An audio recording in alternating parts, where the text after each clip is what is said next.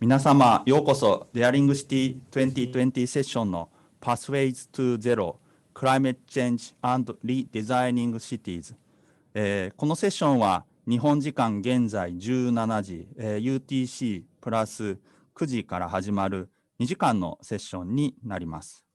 まずですね、この背景にあるレスポンス、リカバー、リデザインについてですね、少しご説明したいと思います。で、このセッションに先立って昨日ご覧になった方もいらっしゃるかもしれませんが、小泉大臣、またはルワンダの、高官、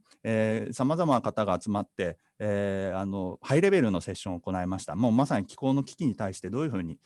もう具体的に対策をするか。その中でですね、私、すいません、ご紹介遅れましたが、IGES 都市タスクフォースのプログラムディレクター、藤野と申しますが、IGES の理事長の竹内よりですね、トリプル R フレームワークというものをご紹介させていただきました。このトリプル R とは、レスポンスですね。まずそのコロナやその気候災害のような緊急事態に対応、レスポンスすることですね。で、続いてリカバリーですね。これは変化を見越した経済刺激策と、グリーンニューディールっていうのもありますけれども、迅速なそのリカバリー、回復をすることです。そしてリデザインですね。こちらの下のところです。これはですね、その SDGs だったり、2050年のゼロカーボンシティだったり、そういったことを見越した社会経済構造の変革を念頭に置きながら新たなデザインに移行していくということです。これをいかに組み合わせながら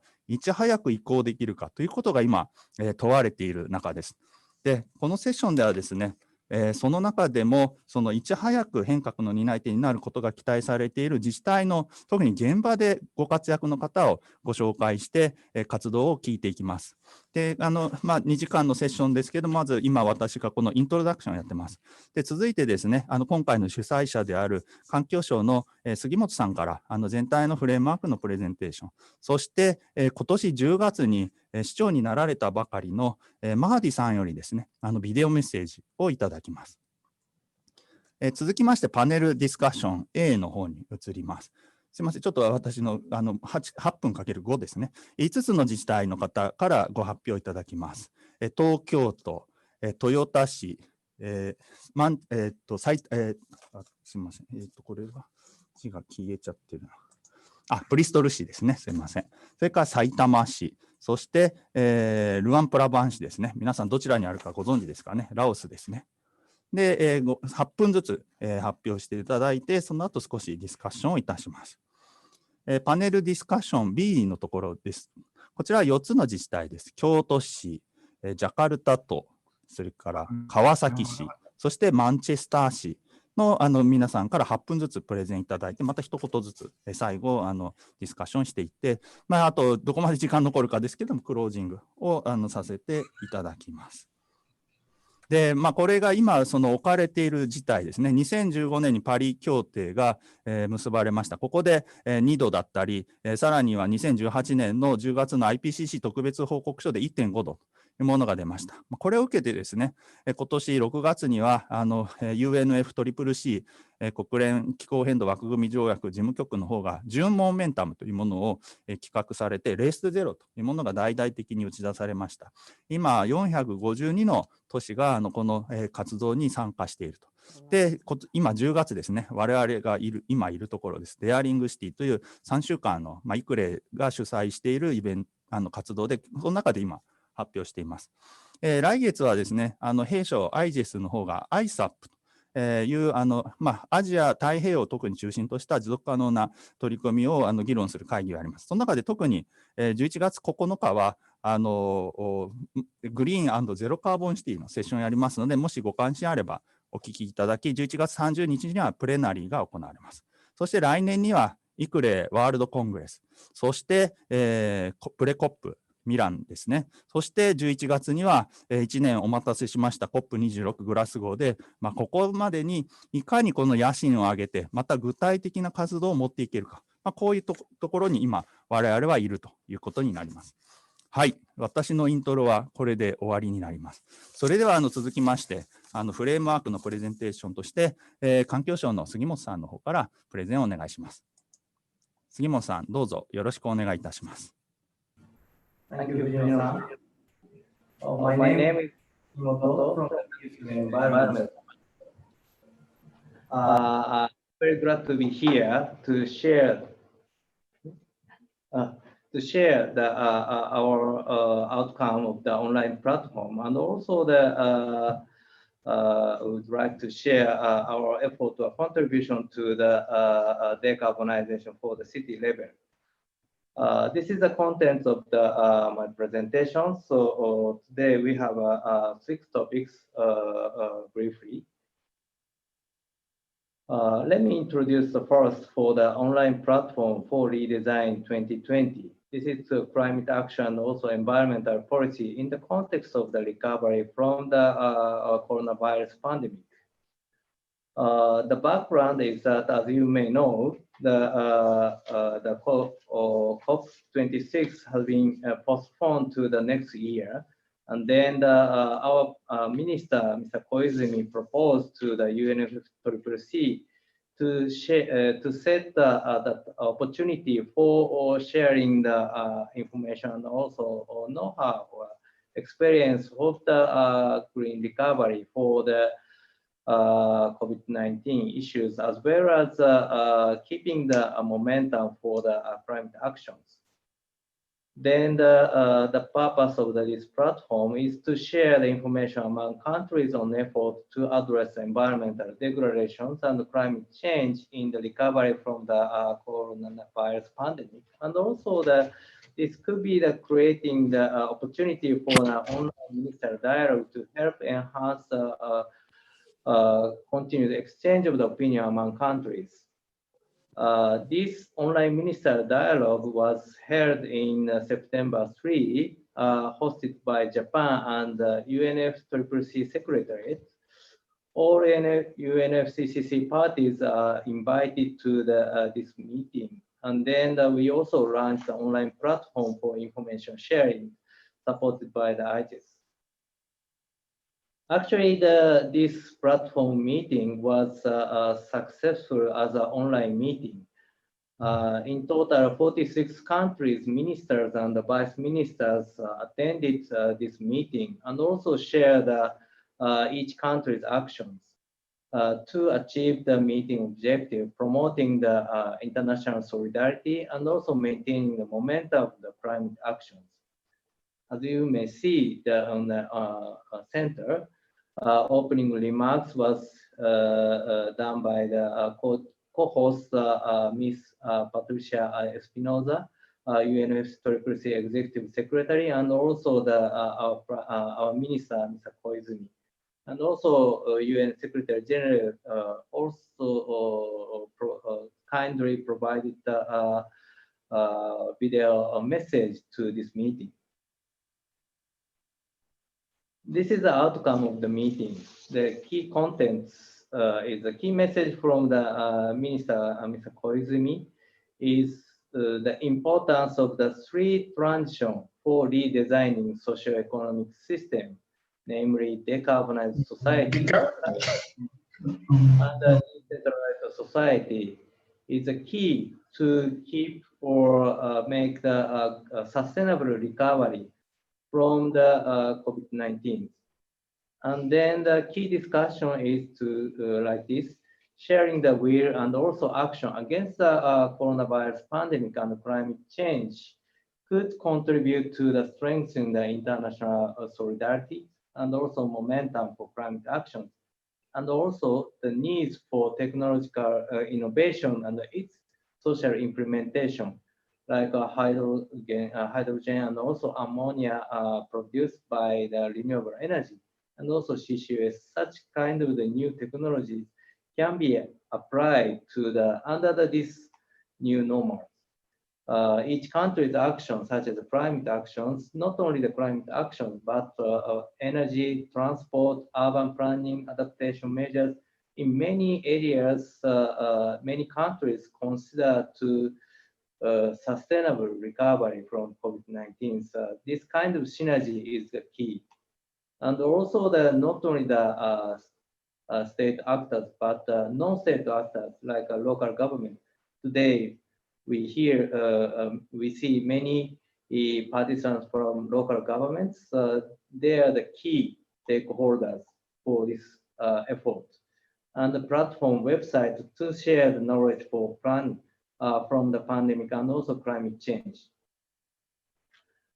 As well as this online platform, we also held the 11th high-level seminar on sustainable cities. This is under the East Asia Summit since 2010. This HLS serves as a platform to share the knowledge and idea among the and also for the sustainable cities for the SDGs accomplishment. Last month, we had this HLS. Main theme was SDGs localization and recovery from COVID-19. And then in total, 150 participants from 15 ES countries joined to this meeting. It's sharing their experience and know-how of for the sustainable recovery is also very beneficial for the participants. This is also the key message. Cities are the key players in tackling the COVID-19, also building sustainable and resilient development in the post-COVID era. And also SDGs is a kind of the framework for redesigning our socio-economic systems to be more sustainable and resilient, rather than just returning to the old normal. Action on climate and also SDGs should be implemented to increase the competitiveness for cities and to improve the quality of life. This is not only the action for the climate change and also SDGs is not just cost, but to improve the competitiveness of the cities. That is also the key sharing information and the partnership. This is also among the multi-stakeholders is a key element for good practices shared at the seminars. I will explain later, but the city-to-city collaboration is also the key drivers. And such integrated approach is also the key to address not only existing urban challenges, but also the emerging issues in ASEAN countries, such as aging society. And also the importance of turning this difficult situation into the opportunity so we can change our future to be more inclusive, smart, and green. Such sharing also has been made at the high-level seminars. And then briefly, I'd like to explain about Japanese effort for zero carbon cities and also some contributions. 2050 zero carbon cities. Now, from the beginning, only 4 local governments committed zero carbon, but now 163 local governments, including Tokyo, Kyoto, and Yokohama, announced their commitment to net zero carbon emissions by 2050. This also represents 74 million people. It's it's more than the half of the Japanese population. This is an example of the low carbon or decarbonization, also resilient town by utilizing the decentralized and self-reliant energy system. This is a hybrid of the solar power and also the gas to provide electricity and heat. This locally produced renewable energy also make a resilience to the residents to the roadside stations. City-to-city collaborations. This is our ministry's program to support local cities in Japan and also the foreign countries for making the collaborations to achieve the low carbon and also decarbonizations. Now we have a lot of the cooperation or collaboration under this program, and then this year we support the 20th collaborations program under this city-to-city collaborations. Today we see many cities which join this program, including the Tokyo, also the Kuala Lumpur, and also the Kawasaki, and also the other countries, other cities as well. Thank you very much. Toyota-san also. Thank you very much. This is a brief kind of the showcase or examples. This is the city-to-city collaborations between the Yokohama City and also the Danan cities. By these collaborations, the low carbon project was developed. This is a project for waterworks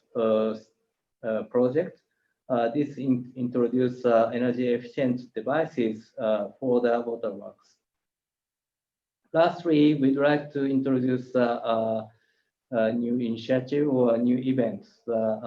Next year, January or early February, we'd like to hold this International Forum on Zero Carbon Cities. This is an online meeting to set a high-level type meeting to share the policy challenge and practice and solutions among cities and solution providers. So we'd like to invite all of the today's participants to this forum to share your knowledge and experience, and also make more commitment for the zero carbons. Thank you very much. 杉本さん、どうもありがとうございました。本当、日本の国内でゼロカーボンシティ宣言をする都市が今日も163になっていましてびっくりしました。日本の中の約6割だったり GDP6 割ぐらいの、自治体がそういうことを宣言しているというところで、その知見をアジアに展開しているというところですね。これをでもさらにリデザインで、強めていけないか、このあたりまた議論できたらと思います。どうもありがとうございました。それでは続きましてですね、今年の10月1日にクアラルンプール市の市長になられましたマハディさんからいただきました、ビデオ、これを皆さんで見ていきましょう。Assalamu alaikum and a very good afternoon to all. Thank you to our host ICLEI Local Governments for Sustainability for the invitation. This afternoon, I would like to touch on how we are working to decarbonize Kuala Lumpur in the new normal of COVID-19. Local and international experts agree the current COVID-19 curbing measures will likely remain, even after a vaccine is discovered. This is undeniable. As we brace for the long-term impact, we must be cautious that cities also have a carbon footprint. For our cities to be more livable, it is crucial for changes to be made. On this journey to sustainability, Kuala Lumpur City Hall has focused on tangible initiatives that bring real-time benefits while reducing our collective carbon footprints. To this end, we have introduced a number of measures. We are leading the way in encouraging more green developments, green buildings, green infrastructure, as well as the planting of more trees. We continue to make inroads in turning Kuala Lumpur into a truly pedestrianized city, which allows us to reduce carbon emissions from vehicles. As city administrators, we must encourage our citizens to embrace a green attitude by creating a more conducive environment for pedestrians. More pedestrians walkways are being constructed under the shade of trees to encourage walking in the city. In line with our latest policy initiatives, new buildings owned by Kuala Lumpur City Hall will run on renewable energy. Our existing buildings will be retrofitted to utilize energy-efficient facilities. Joining forces with a city that has best practices in climate change countermeasures in place, Kuala Lumpur City Hall is collaborating with Tokyo Metropolitan Government, TMG, to improve our capacity building. Under this collaboration, we created the Tokyo to Kuala Lumpur Low Carbon System project, sponsored by the Ministry of the Environment, Government of Japan. The intent of this partnership is to reduce energy consumption and greenhouse gas emissions of Kuala Lumpur City Hall assets. To date, we have undertaken 4 pilot low carbon projects. Expanding our efforts to private building owners, we have encouraged the utilization of renewable energy such as solar, photovoltaic, PC technology. Simultaneously, we are expanding the provision of charging stations for electric cars. We are pleased to note that all lights at our bus stops operate on solar PV. These bus stops are also equipped with free mobile phone charging facilities. As part of our support for online transaction, a complete digital network infrastructure is being constructed to offer improved permeation of digital services for the whole of KL. Ladies and gentlemen, city planning and COVID-19 mitigation go hand in hand. Allow me a few minutes to share on a few mitigating measures that Kuala Lumpur City Hall is currently implementing. Firstly, new development plans for Kuala Lumpur 2040. In preparing these new development plans, we factor in mitigating measures for COVID-19. Secondly, physical distancing measures. Physical distancing measures encompass both new and existing buildings and places. New guidelines have been issued to all stakeholders and project owners to include relevant physical distancing elements. Thirdly, dedicated parking for deliveries. As many of my fellow mayors on this webinar may be experiencing, there has been a surge in online commerce in Kuala Lumpur. I am sure it is the same in other cities. Consequently, we have seen a strong increase in the delivery of goods ranging from food items to plants and household items, just to name a few. In Kuala Lumpur, motorcycles are a popular delivery vehicle. Those providing this service during this pandemic are doing all of us a big service, and they deserve proper and dedicated parking facilities. Moreover, e-commerce transactions reduce traffic congestion substantially. Fourth, lending support to urban farming. Another segment that has grown has been urban farming. Kuala Lumpur City Hall is assisting individuals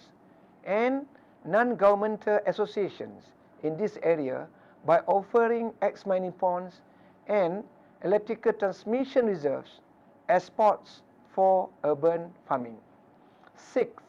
the cutting-edge technology, touchless building interactions. As we face the impact of the COVID-19 pandemic, we must accept that the future for properties is touchless technology. Ladies and gentlemen, it is still early days. We will continue to debate the ideal ways to protect our citizens against the COVID-19 pandemic. One thought rings true. We must innovate in order to mitigate the contagion that is COVID-19. New innovation and technological advancements, particularly online transaction and the Internet of Things, must be the new norm. With that, thank you for your time, and I look forward to a healthy dialogue in the near future on this matter. Wassalamualaikum. テリマカシー、マハディさん、どうもありがとうございました。マハディさんとはもう数年のお付き合いになるんですけれども、副市長されたり、市長のアドバイザーされたり、でその間にですね、2030年までに GDP インテンシティですか CO270% 削減の計画を立てられて、でそれをどうやって実現させるかということを真剣に検討されていました。そしてCOP24 カトビチェで行われた COP にも参加されていてですね、これでもっと頑張らなきゃということでですね、弊社の方もお手伝いさせていただいて、東京都のシステムを紹介していただいているというような状況になります。はい、それじゃあそのままの流れでパネルディスカッション A に移りたいと思います。その東京都ですね、はい、いち早く2050年ゼロカーボン、日本の中でも、計画作られた、東京都和田さんの方からご発表お願いします。よろしくお願いいたします。皆さん、こんにちは。東京都の和田真一と申します。本日はこのような発表の機会をいただきましたことを、関係者の皆様に厚く御礼を申し上げます。私からは、東京都の取り組みについてご説明をさせていただきますが、その説明に入ります前に、東京都の概要について少しお話をさせていただきたいと思います。こちらの資料の、地図が、載っておりますけれども、日本の地図ですが、このうち、東京都の場所はこの赤く塗られた位置ということで、日本全体のわずか 0.5% のところに、日本の人口の約1割を超える人たちが住んでいるということで、人口やまた業務機能が非常に集積した地域となっております。そのために、温室効果ガスの排出量も6400万トンを超えるというような状況になっております。一方で、東京は1年延期されましたが、2020年東京オリンピック・パラリンピックを控えているということもございまして、環境を含むさまざまな取り組みを現在、積極的に推進しているところでございます。今後、この今、世界はコロナとの戦いというの中に真っ盛りあるわけですけれども、中長期的な観点でポストコロナを考えたときに、今まで通りに戻していくということではなく、CO2 排出削減に向かう意思を高めながら、復興を成し遂げていくことが必要だというふうに考えております。そのため、東京都ではサスティナブルリカバリーという考え方をとっております。ウイルスによって人々のつながりが分断され、経済社会活動が大きな制約を受ける中で、気候危機への対処を図りながら、人々の持続可能な生活を実現するという考え方でございます。具体的な東京都の戦略でございますけれども、東京都では昨年の12月にゼロエミッション東京戦略というものを策定しております。この中身を少しご説明をさせていただきますが、東京都では気候危機行動宣言というものをこの中で行っております。気候危機を強く認識をいたしまして、ただ宣言をするのではなく、具体的な取り組みにつなげていくということを大事に考えております。また、この計画の中では、その2050年ゼロエミッションの実現を目指しまして、ロードマップ、それからアクション等を整理をしておりますが、この時には当然のことながらコロナが発生して、このような世界が展開するということが分かっていたわけではございませんので、今後、この計画を今ご説明いたしましたサスティナブルリカバリーの考え方でバージョンアップをしていきたいと考えております。では、これからは具体的な取り組みについて5つの柱でご説明をさせていただきたいと思います。まず1つ目は、再生可能エネルギーの基幹エネルギー化というところでございます。その中では4つの取り組みをご説明いたしますが、まず1つは、都庁舎における RE100 の取り組みということで、今私がおります新宿にある都庁舎の第一本庁舎のエネルギーを 100% 再生可能エネルギーで賄うという取り組みでございます。2つ目は都庁電力プランということで、ご家庭などにあります太陽光発電につきまして、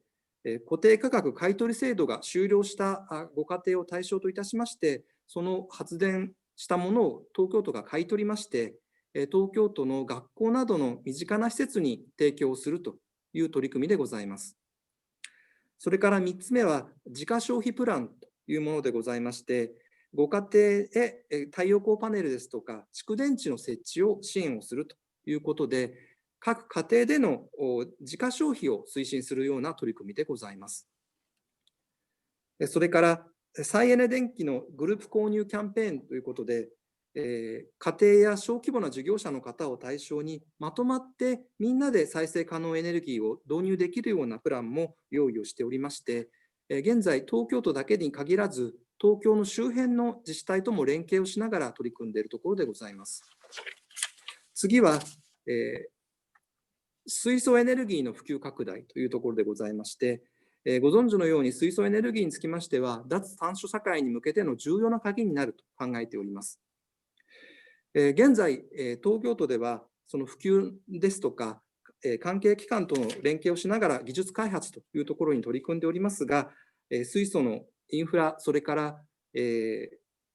その自動車等の導入も合わせて進めているというところでございます。また、先ほどもご説明いたしましたが、東京都は来年、オリンピック・パラリンピック大会を控えているというところで、この機会を捉えて、例えば、聖火リレーですとか、聖火台に水素エネルギーを使っていく、また、大会関係者の方を輸送する車を、燃料電池自動車を優先して使っていくという取り組みを進めるとともに、大会後につきましても、選手村につきましては、一般の住宅として活用されていくわけですが、ここには日本で初めてとなります水素につきましてのパイプラインを敷設して、生活の中でも使っていけるような環境を整えていきたいというふうに考えております。それから3つ目は家庭における省エネ対策の推進ということで、コロナにおきまして、ステイホームということで家にいる時間が長くなる。また、レストラン等からのテイクアウトをすることによりまして、プラスチックなどが増えるということで、生活の様式がかなり変わってきているところがございます。そのため、東京都では、省エネ性能の高いエアコン、冷蔵庫、給湯器の買い替えにつきまして、ポイントを付与することで、インセンティブを働くような取り組みを進めておりまして、これにつきましては、来年度につきましても、引き続き実施をしていきたいというふうに考えております。それから4つ目は、プラスチックの循環利用というところでございまして、エネルギーだけにとどまらず、CO2 ゼロに向けまして 3R を推進しているところでございます。その中から2つご説明をいたしますが、1つは、ボトルトゥーボトルということで、ペットボトルをさらに再生利用いたしまして、元のペットボトルに返すような取り組みを飲料メーカーなどとともに今始めているところでございます。それからもう一つは、新たなビジネスモデルの構築ということで、オフィスビル内での弁当容器のリユース、それからスーパーの惣菜の容器のリユースというものを取り組み始めたところでございます。それから最後、5つ目になりますけれども、多様な主体との連携というところでございまして、これまで東京都の取り組みをご説明していく中でもですね、先進的な企業の皆様との連携、それから住民の方々との連携ということで、さまざまな主体とのアライアンスを組んで今取り組んでいるところでございます。それから先ほどから出ておりますけれども、国際連携というのも重視しておりまして、具体的にはクアラルンプル市との間で、環境省さん、それからICLEIさんと、失礼いたしました、ICLEIさんとの間で、IGES さんとの関係で、こういった取り組みを進めているところでございます。ちょっと最後、駆け足になりましたけれども、以上で東京都の発表を終わります。ありがとうございました。和田さん、どうも8分ほぼきっちりでどうもありがとうございます。サステナブルリカバリーとまさにレスポンスリカバリー、リデザインのリカバリーのところ特に強調されておりまして、ぜひリデザインについてもまた今度ご一緒に考えていけたらと思います。また私も東京オリパラの持続可能性計画づくりご支援させていただいたりして、オリパラはいち早く2020年でゼロカーボントゥアゼロカーボンと掲げておりますので、水素ですね、先週福島行きましたけども、福島では世界最大規模の水素製造ステーションも立ち上がったりしております。なんとかコロナ収まってですね、皆さんと東京オリパラできたらなと思います。どうもありがとうございました。ありがとうございました。ありがとうございます。では続きましてですね、豊田市の辻さん、どうぞよろしくお願いいたします。豊田市の企画政策部の辻と申します。よろしくお願いいたします。近年の気候変動による異常気象のレベルの大きな変化や国際的な脱炭素化の動きを踏まえ、2019年11月に豊田市はゼロカーボンシティ、2050年に CO2 排出量実質ゼロにすることを宣言いたしました。本日はゼロカーボンを目指す豊田市のこれまでの取り組みと、これからの取り組みについてご紹介いたします。スライド左上は春と秋1年に2回咲く桜、四季桜が咲く風景です。秋は11月頃が見頃となりますので、ぜひ機会がありましたら豊田市へお越しください。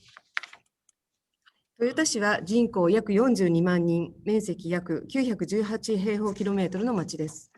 全国1位の製造品出荷額等を誇る車の町、ものづくりの中枢都市として発展し、ものづくりの知識、技術を持つ市民が多く暮らす町です。一方、地域の7割を森林が占める恵み大きい緑の町としての顔も併せ持ち、都市と山村の共生による町づくりに取り組んでいます。2009年には環境モデル都市に、2018年には SDGs 未来都市に選定され、SDGs のミレニアムを踏まえた持続可能な町を目指しています。豊田市の CO2 排出量の推移です。2013年度以降、年 2% 程度の削減を着実に実現しています。豊田市の CO2 排出量の特徴は、グラフの青色の部分、産業部門の排出が全体の約6割を占め、全国の状況 35% 程度と比較して非常に高いということがあります。豊田市の産業活動が活発である現状を踏まえますと、CO2 排出量削減における事業者の取り組み成果が現れていると言えます。2050年に CO2 排出量実質ゼロを目指す取り組みの方向性として、次の3つを設定しています。1つ目は、これまで取り組んできた環境モデル都市の取り組みをさらに推進、加速化すること。2つ目は、企業、市民の皆さんをできるだけ巻き込み、これまで以上に連携を強化すること。3つ目は、新技術を率先して導入することです。まず、1つ目の環境モデル都市の取り組みの加速化です。これまでスライドにあるとおり、ネットゼロエネルギーハウス、スマートタウンの普及、人工林の健全化など、さまざまな取り組みを行ってきました。こうした取り組みを既存技術の発展とともに加速化し、産業や交通をはじめとする各分野で最大限省エネ化するとともに、使用するエネルギーの再エネ化を図ってまいります。辻さん、ごめんなさい。今ね、画面が、読み原稿も全部見える画面になっているので、豊田市の方で操作されている方がいたら、その下の方にですね、ペンとか、虫眼鏡みたいなのがあるんですけど、その一番右の丸の点々点って一番右の点が3つ、これを押してもらえますか？これを、点々点のを押してください。はい。はい。押してください。押せました？はい。はい。発表者ビューを。すいません。これで、はい。これでバッチリ。すいませんでした。すいません。はい、お願いします。じゃあ続けます。2つ目の企業、市民との連携のさらなる強化は、スライドにある3つのプラットフォーム等を中心に取り組みを進めます。新エネルギーや AI、IoT などの先進技術の実装により、地域課題の解決を目指す官民連携の協議会、豊田市つながる社会実証推進協議会、さまざまな地域、NPO、大学、企業等が参画して、都市と山村をつなぎ、交流をコーディネートし、まちづくりに取り組むおいでん山村センター、SDGs 未来都市トヨタの理念に共感し、一緒に取り組むトヨタ SDGs パートナー、これらに参加する企業、団体、市民の皆様と CO2 排出量ゼロという目標を共有し、取り組みを加速させるものです。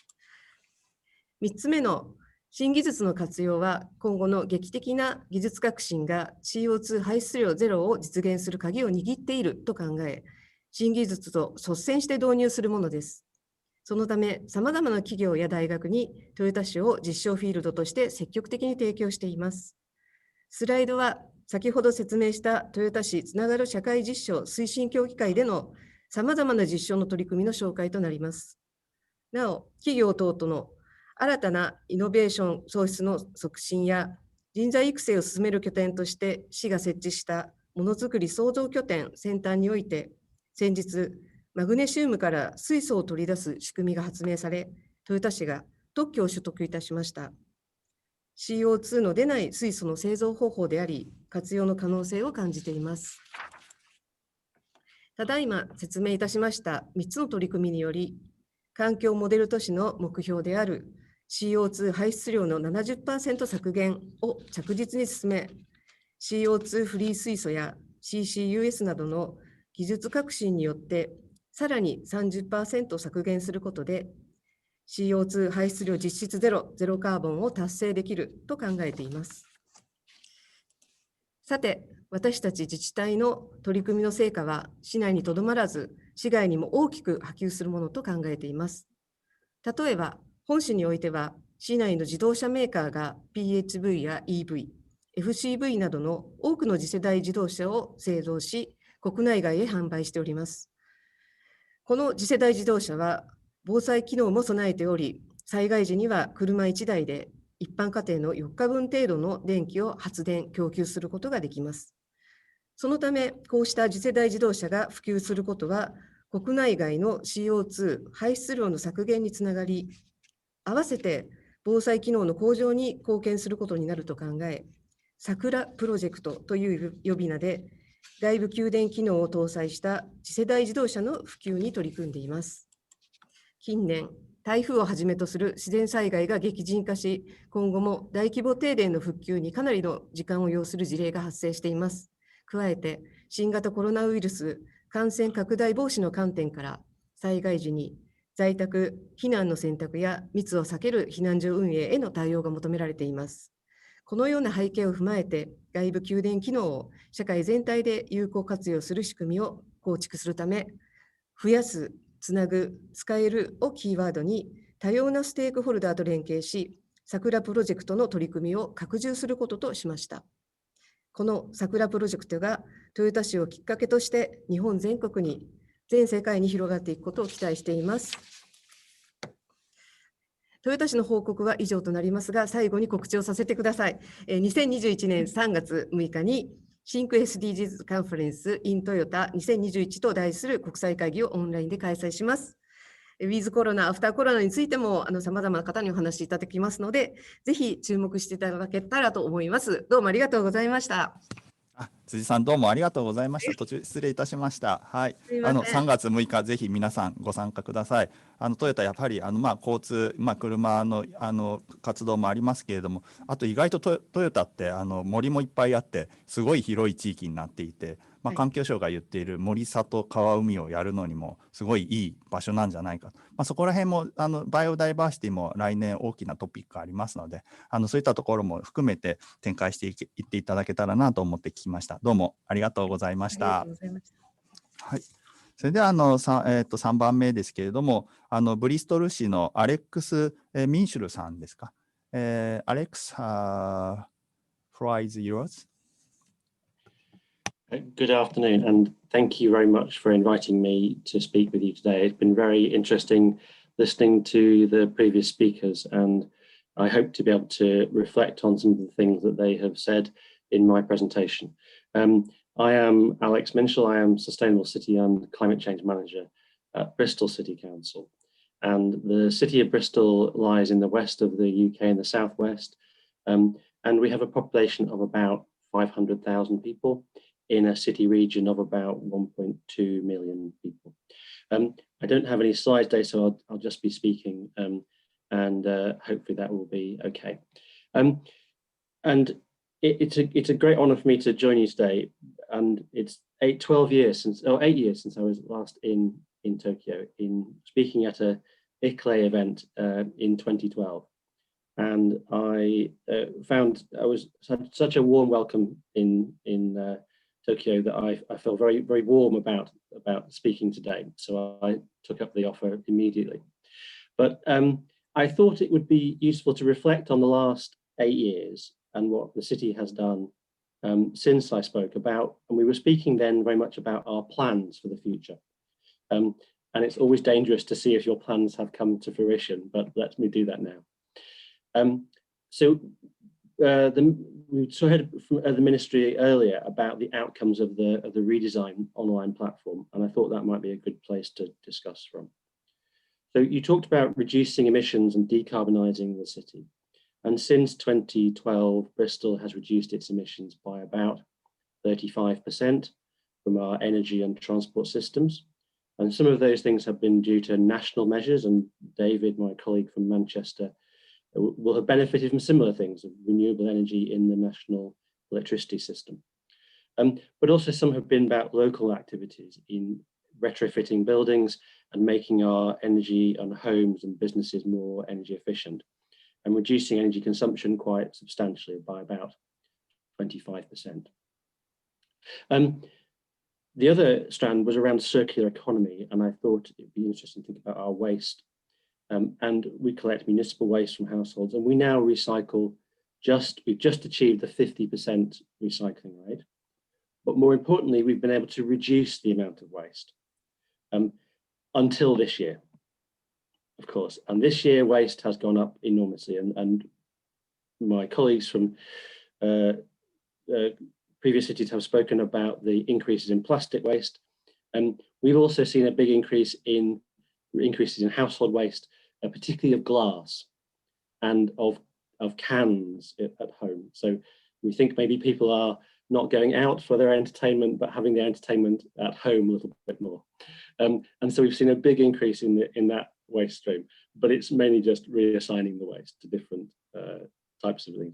But we've been able to, over the last 10 years, been able to reduce waste significantly. And the challenge of how we do that in a post-COVID world, I think, is going to be really important for us all. And the third area that we talked about was the sort of decentralized government. And what we've been trying to do in the city of Bristol is bring together the partners in the city so that there is a one city approach, we call it. And this has been about bringing together all the public sector, the private sector, and civil society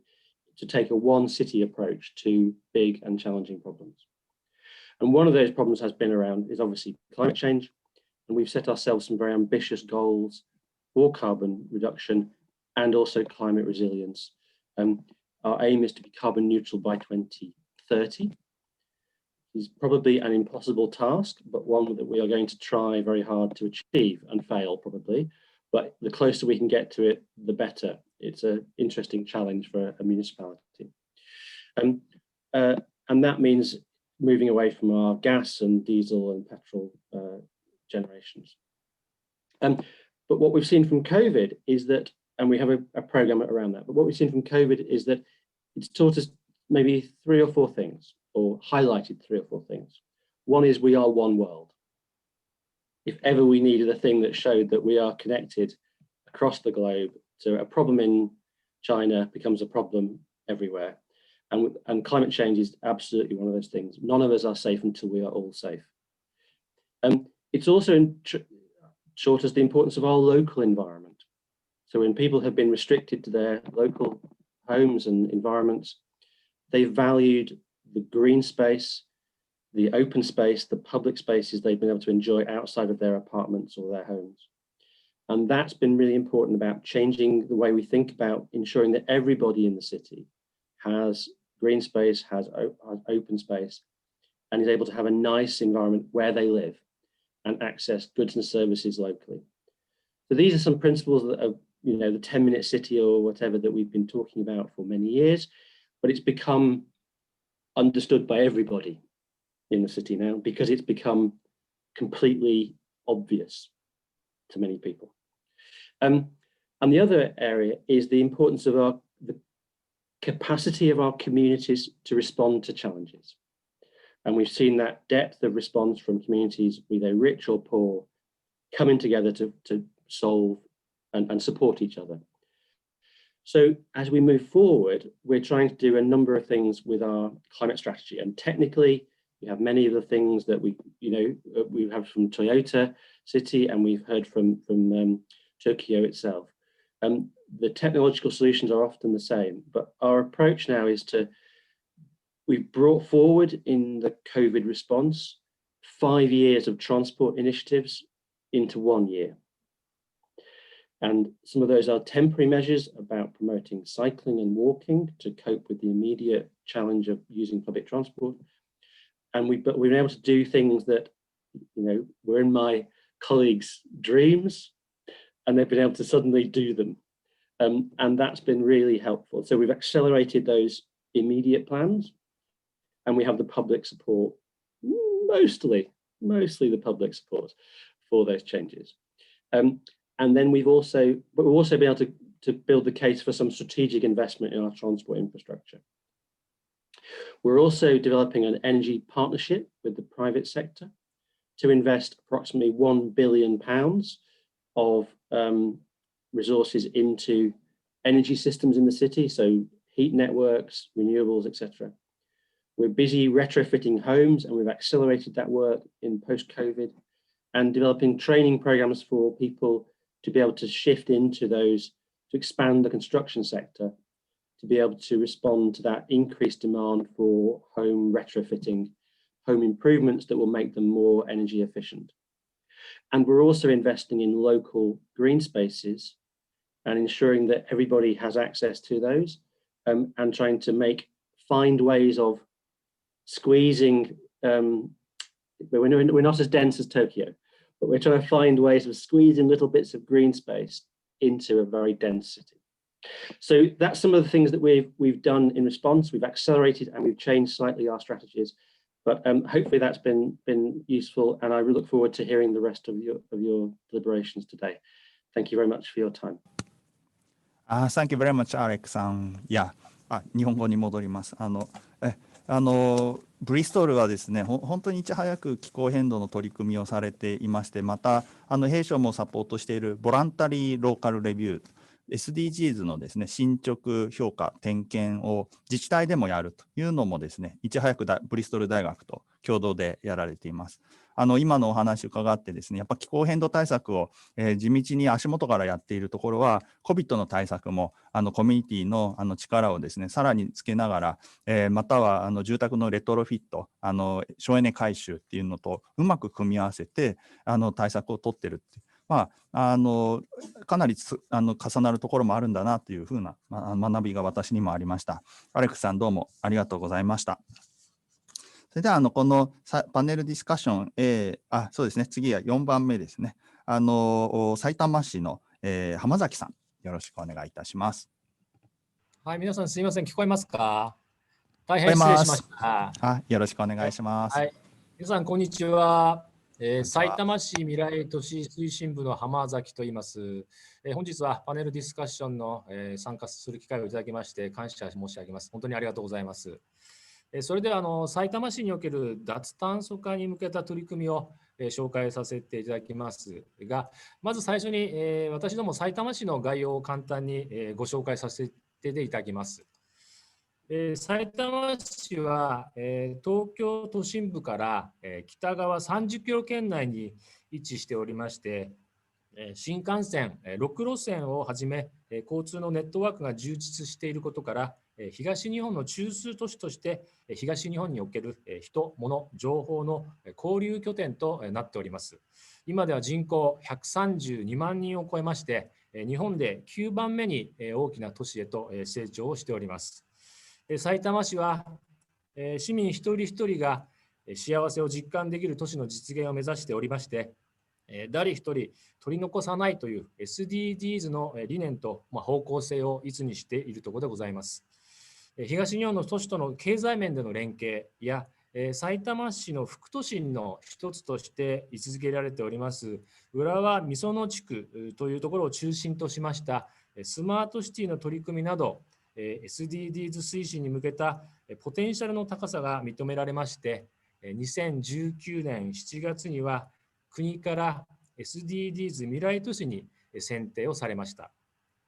また本年7月には2050年までに二酸化炭素排出実質ゼロを目指すゼロカーボンシティを表明したところでございます。現在新たな地球温暖化対策実行計画を策定中であり脱炭素社会の実現に向けてバックキャスティングによる2050年の目指すべき姿と2030年目標及びその達成に向けた取り組みを示していきたいと考えております。それでは脱炭素化に向けた取り組みを紹介いたします。はじめに電気自動車普及施策いい絆プロジェクトでございます。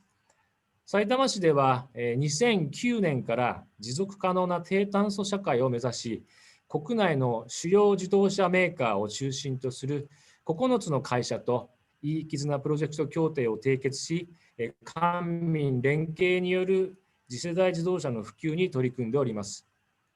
9月に開催されたオンラインプラットフォーム閣僚級会合、これではリデザインに向けた基軸の一つとして脱炭素社会への移行が示されましたが、いい絆プロジェクトは環境負荷の軽減とともに社会経済を循環させる役割を担う官民連携の取り組みとして今まで以上に重要になっていくものと考えております。現在、市内には150カ所を超える充電環境が整備され、公用車には電気自動車をはじめとする次世代自動車の率先導入を進め、2013年度には特別な車両を除く公用車が次世代自動車となっており、環境負荷の軽減と災害時のレジリエンス性の向上を図っているところでございます。また、水素エネルギーとする燃料電池自動車を公用車として導入し、市民が燃料電池自動車を購入する際の補助制度も導入しております。市内には水素ステーションが5カ所設置されており、水素ステーション設置に対して支援を行うなど、車両とインフラの両面から普及に努めております。次の取り組みですが、2011年に発生しました東日本大震災を教訓として、環境負荷軽減と災害に強いまちづくりを両立させるため、国から次世代自動車スマートエネルギー特区の地域指定を受け、3つの重点プロジェクトを推進してまいりました。指定の期間は2019年度で終了しましたが、これまでに得られた知見を生かし、現在も事業を展開しております。1つ目のプロジェクトは、ハイパーエネルギーステーションの普及です。水素や電気など多様なエネルギーを平時のみならず、災害時にもモビリティへ供給できるステーションを市内16カ所に整備しています。また、いい絆プロジェクト協定を締結したエネルギー事業者との協業により、ハイパーエネルギーステーションの発展系として、災害における停電時に電気自動車から避難所等の建物に電気を供給できる V2X 機能を備えた複数台の重放電機を現在、市内の公共施設2カ所へ整備しているところでございます。次に2つ目のプロジェクトです。スマートホームコミュニティです。大きく変化する社会的ニーズを踏まえまして、低炭素、レジリエンス、コミュニティを核とした安全・安心で快適・便利なまちづくりを産・官・民・学が連携し、他都市への横展開を可能とする持続可能な先導的モデル街区を構築しております。住宅はさいたま市の気候に合った高断熱、高気密の地区基準を設けています。これにより、平時のヒートショックを軽減し、冬の災害時に電気の供給が途絶えて、無暖房となった場合でも、室温が13度以下にならず、低体温症を防ぐ性能を有しております。街区にはコミュニティスペースを整備いたしまして、電線類を地中化することで景観と防災力の向上を実現し、高額となる地中化整備コストを通常の 60% 程度まで軽減しています。また、この街区にはブロックチェーンとデジタルグリッド技術を導入し、再生可能エネルギーの仮想取引市場を構築し、自動電力売買の実証を行ってもおります。さらに、現在整備中の街区では、街区全戸の電力融通を実現するとともに、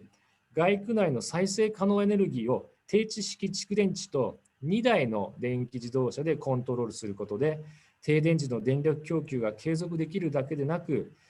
電気自動車を住民の移動手段としても利用するマイクログリッド街区を目指しております。3つ目のプロジェクトでございますが、低炭素型パーソナルモビリティの普及です。さいたま市では新たな都市交通システムとしてシェアサイクルやシェアスクーターの普及に向けた実証実験を民間企業と連携し進めています。また、新型コロナウイルス感染症の影響により、店舗内での飲食が制限され、飲食店の売り上げが大きく落ち込んでいることから、各店舗の従業員によるデリバリーを初期投資なく開始できるよう、民間企業が市内で事業展開しているシェアサイクルを一定期間無償で提供するスキームを構築しました。新型ウイルス感染症により、人々の行動が変化する中、環境負荷軽減にも対応しつつ、経済を循環させるための支援策となっております。このような取り組みを推進しておりますが、気候変動対策や脱炭素社会の実現、コロナ禍からの復興は、当然ながら一つの基礎自治体だけで成し遂げられるものではございません。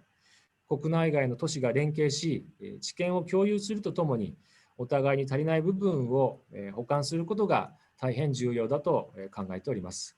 そこで、さいたま市では、各都市の知見、技術を融合させ、大きな発展につなげるべく、いいきずなグローバルサミットを2022年に開催したいと考えております。私たちは未来を担う子どもたちに対し、サスティナブルな社会をつなぐ責務があります。皆様方と共にリデザインに向けた具体的な行動を起こし、脱炭素社会の実現につなげていきたいと考えておりますので、サミット開催の際には、皆様にぜひ引き続きどうぞよろしくお願いいたします。よろしくお願いします。ありがとうございました。ありがとうございます。それではこのパネルディスカッション A 最後になりますが、ノットリーストですが、ルアンプラバンからですね、イェンハー・バッチャさんと呼べばよろしいでしょうか。イェンハーさん、どうぞよろしくお願いいたします。So, over to you. Okay, good afternoon. Mr. Fujino, thank you. Can you hear me? Yes, yes. Yeah, nice to see you. Okay. Yeah, first of all, I want to thank you for inviting me to participate this very important video conference. I am very happy to see all of you that we have worked together and met together in the high-level seminar on sustainable cities in before. I'm happy that we are all safe from COVID-19. And I'm also happy that you all doing your works so well, despite the COVID-19 pandemic in the global stage. For Luang Prabang City,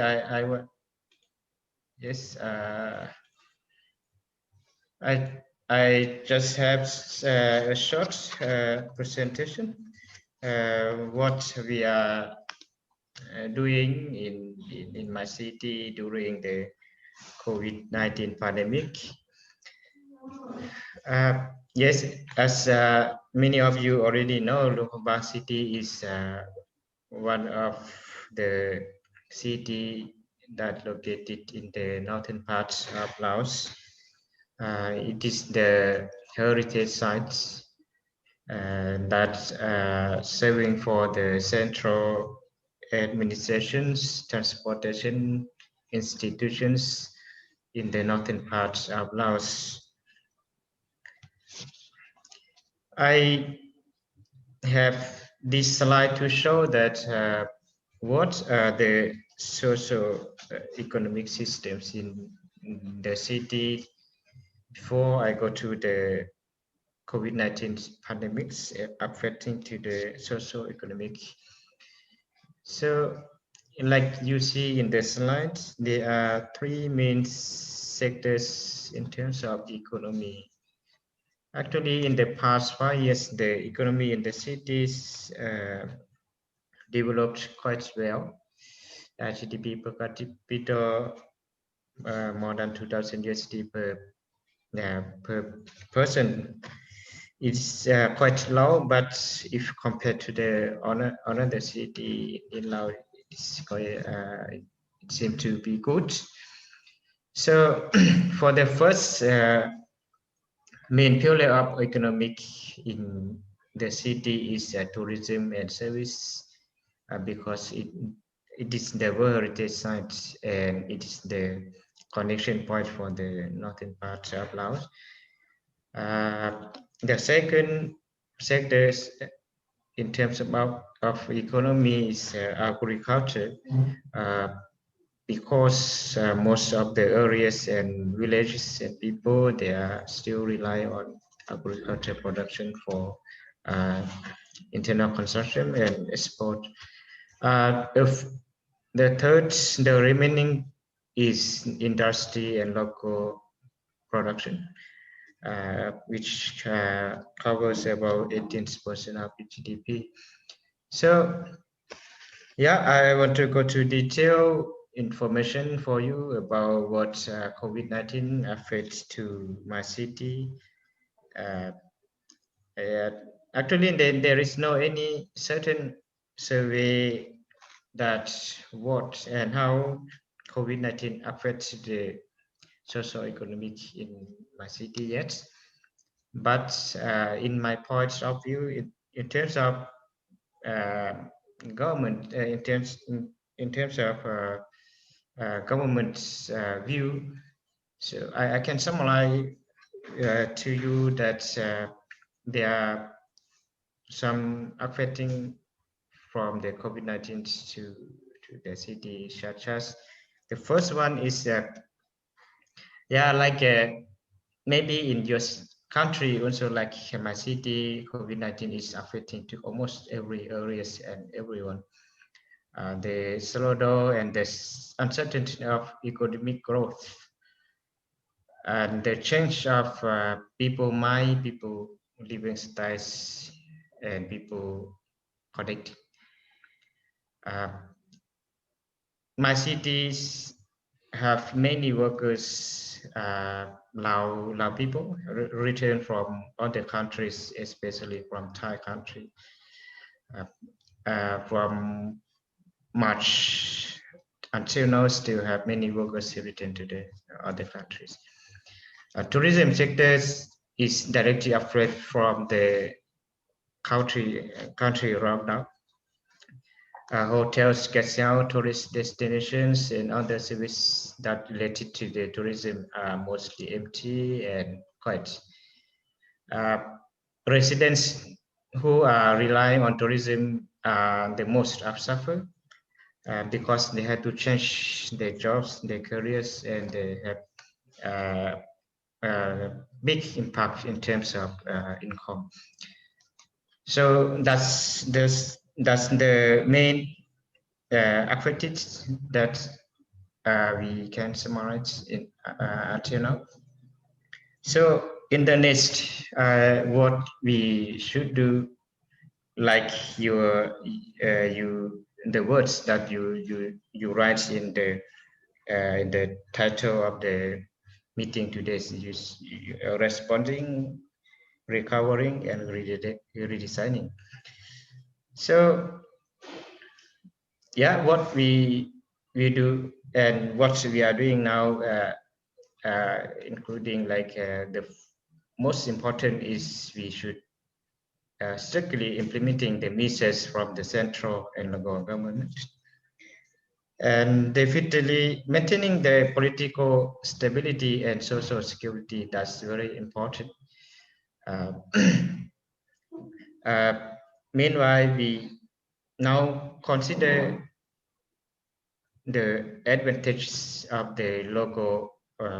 potential to maintain the economic growth and to push the economic growth in the future. In terms of tourism, now we have the policy to promote Lao to allow in order to remain the tourism activities. And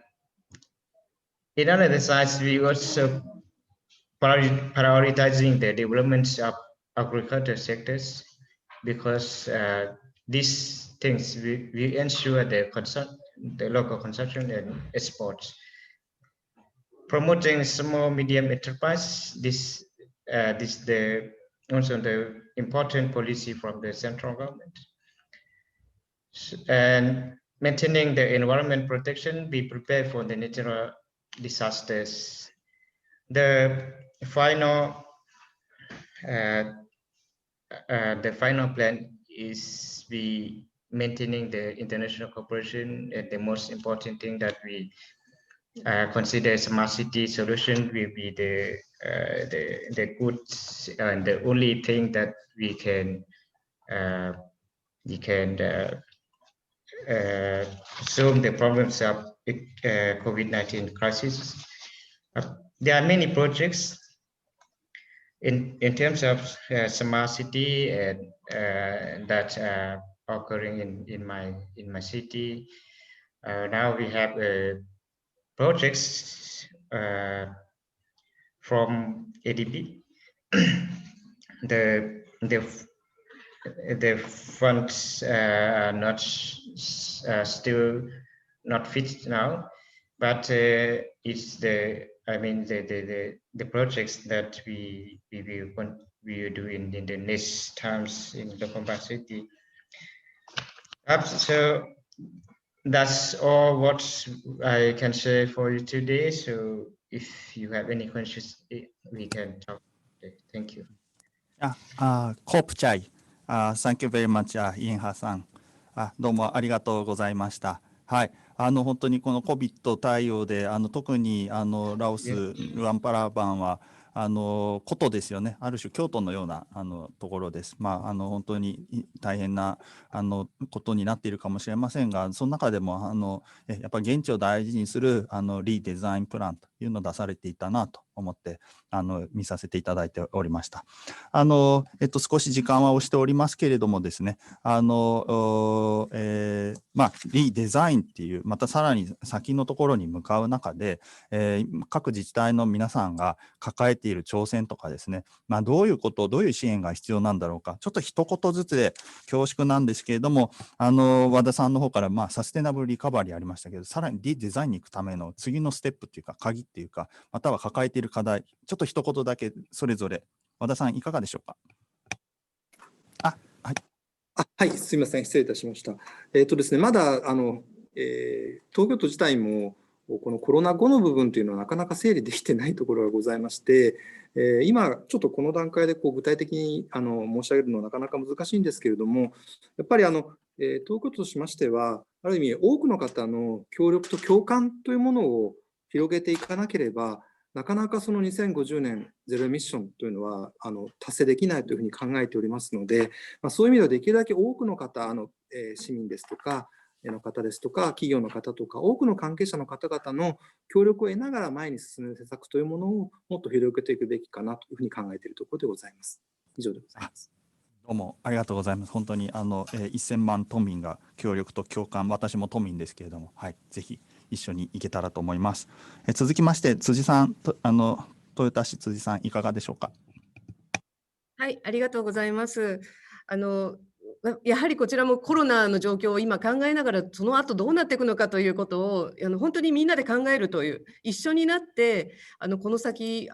前には戻らないと思いますが、よりいい方へ戻っていく、そういったところではSDGs ですとかそういった考え方のもとで協力することが大事だと思いますし、やはり先ほど言ったイノベーション、みんなで新しいことを生み出していく、それをやっぱりこの一気にまた進めていきたいなと思っております。ありがとうございます。ありがとうございます。そう、一気にいきましょう。ありがとうございます。はい。それではアレックスさん、ブリストル市いかがでしょうか。そう、アレックス、over to you。そうか、アレックスさん、すみません。そうだ、市長の用事でごめんなさい。退出されておりました。また後日聞いてみたいと思います。それでは埼玉市浜崎さんいかがでしょうか。そうです。先ほどアレックスさんがみんなが安全になるまで誰も安全じゃないようなことをおっしゃってたんですけど、まさにその通りだと思ってて、これから気候変動を抑えながらですね、市民の生活を豊かにしていくっていうことは、どこの都市も当たり前の取り組みになってくると思います。ただ一つの都市だけとか、行政だけではちょっと難しいので、やはりみんなで連携してやっていくっていうことが、シンプルなんですけど、非常に大切なことじゃないかなっていうのは、今日いろいろ皆さんのお話を聞いて感じました。なるほど。ありがとうございます。シンプルだけども、王道なんですね、これが。はい、ありがとうございます。それでルアンプラバンのイエンハーさん、いかがでしょうか。Yes, thank you. I think climate change or decarbonization that you put in the title still very important despite COVID-19 pandemic. So I agree with my colleagues that city collaboration and city cooperation are very important. Thank you. どうもありがとうございます。実は先ほどイエンハーさんおっしゃった持続可能な都市のハイレベルセミナー、これいずれラオスでできたらな、私はルアンプラバンでできたらいいなと勝手に一人で思っております。そういうところでまたお会いできたらとも思っております。はい、ありがとうございました。それではお待たせしましたパネルディスカッション B の方に移りたいと思います。ルアンプラバンのようにまたはさらに歴史が深いかもしれませんが、まず最初のトップバッターは、京都市の井野田さん、よろしくお願いします。京都市の井野田です。この度貴重な発表の機会をいただきありがとうございます。ICLEI応援市の関係者の皆様、感謝申し上げます。本日は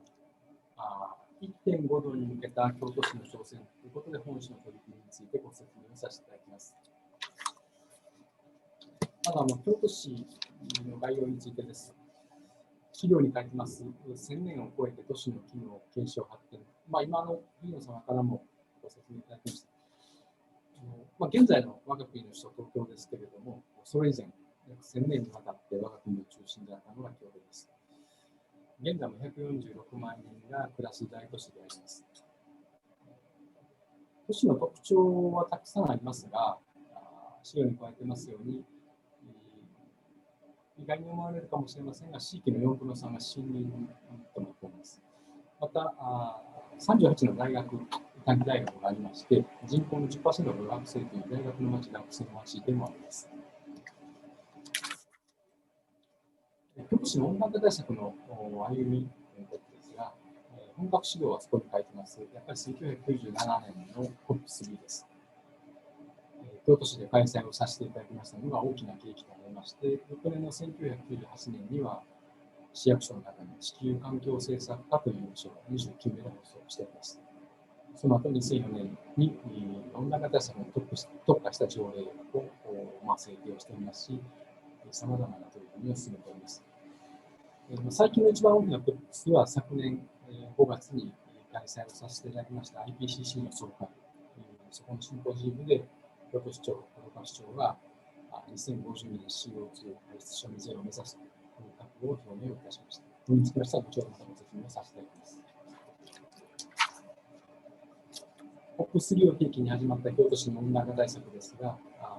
そこに書いてます、98の取り組みでございます。戻ったところをご説明させていただきます。まず、地域ぐるみの活動ですが、京都市内には地域コミュニティの単位として、学区というのがあります。市内には全部で222ありますが、ここでさまざまなエコの取り組みをしていただきます。写真の左は学習会です。エコについて学んでいただく。右の写真は器具を使った体験会のようになります。そして、環境教育担い手の育成というものでは、子どもエコライフチャレンジをしまして、小学校4年生、または5年生が対象なんですけれども、夏休みとか冬休みですね、こういった冊子を持って帰っていただきまして、家の電気代でありますとか、そういったところを確認をしてもらったり、エコについて考えてもらう、家庭でのそのこともしますが、考えるきっかけにしていただいてまして、これまでに11万人の方に受講いただいております。3つ目がイノベーションです。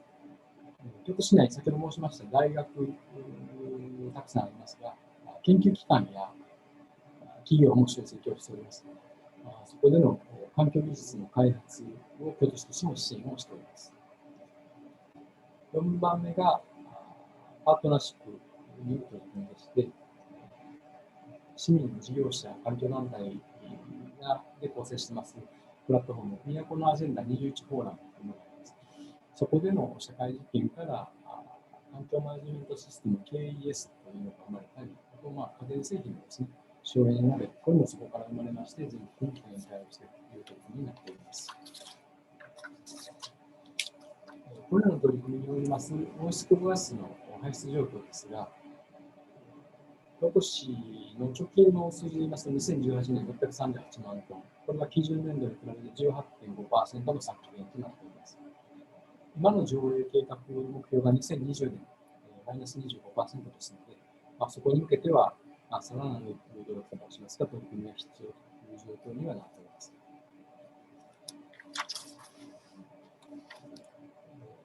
次はゴミの削減です。京都市は市民ぐるみでゴミを減らすという目標設定をしまして、この間取り組みを進めています。ピークが家庭ゴミの年間の排出量82万トンになったんですが、直近2018年では41万トンに減ってきております。市民1人当たりのゴミ排出ゴミの量でいきますと、大都市の平均に比べて3割少ないという状況になってきておりまして、ゴミの処理をしますと、クリーンセンターも以前は5つあったんですけども、現在は3施設ということになっております。エネルギー消費量、これも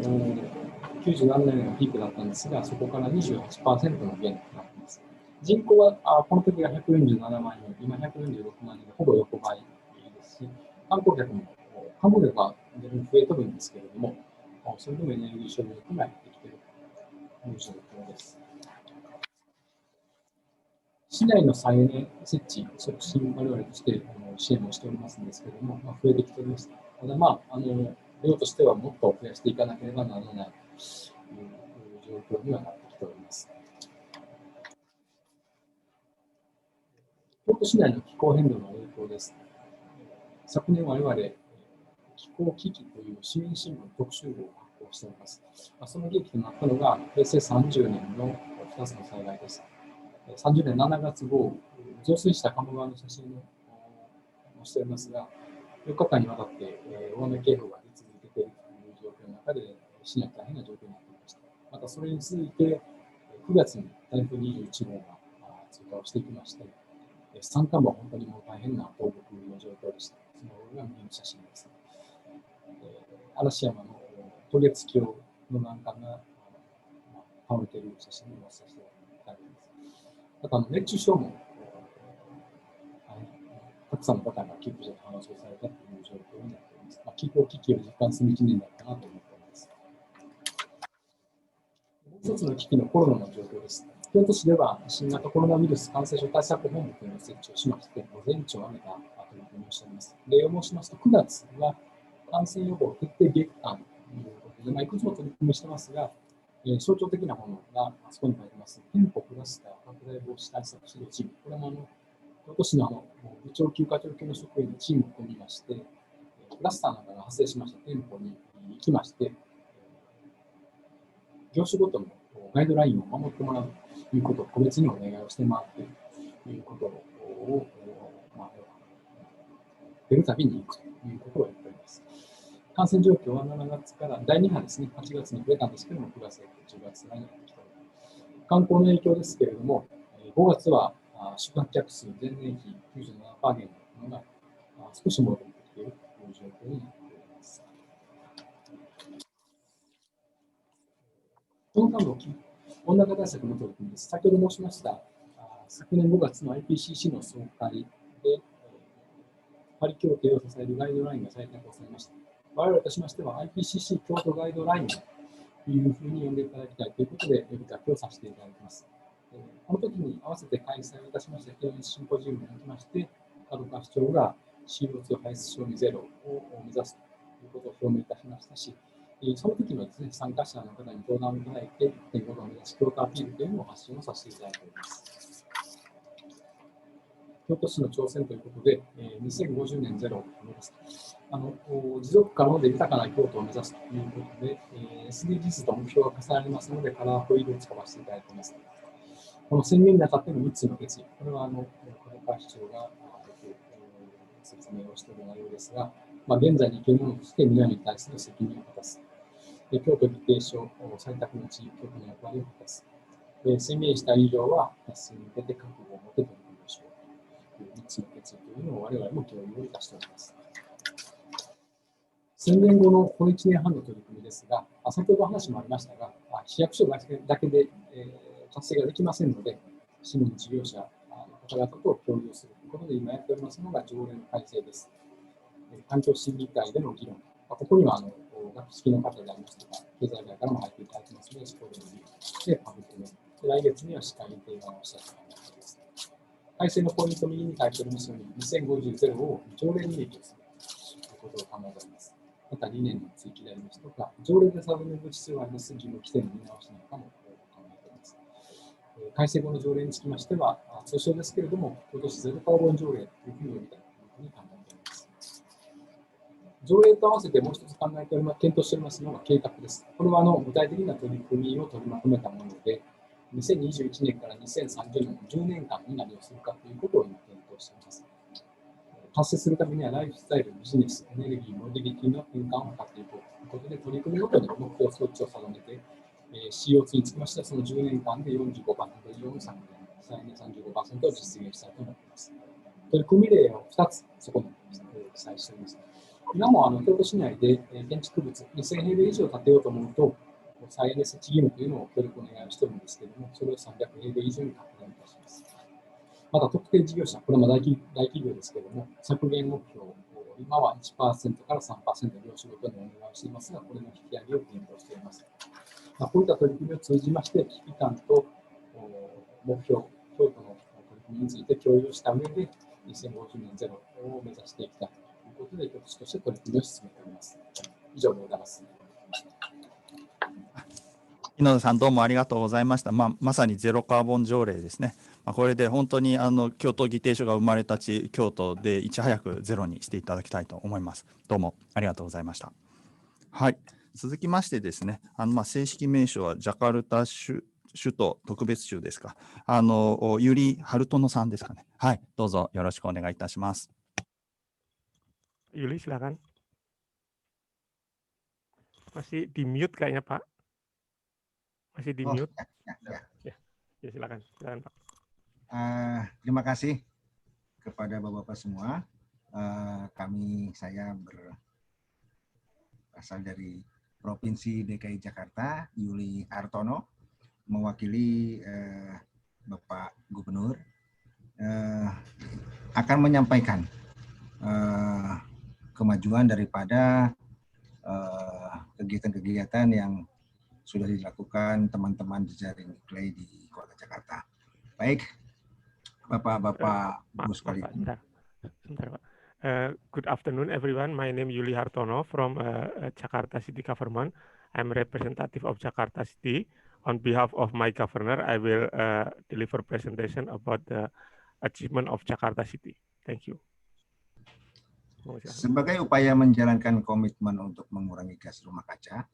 dalam agenda perubahan iklim dan komitmen pengurangan emisi gas rumah kaca oleh pemerintah nasional di Indonesia,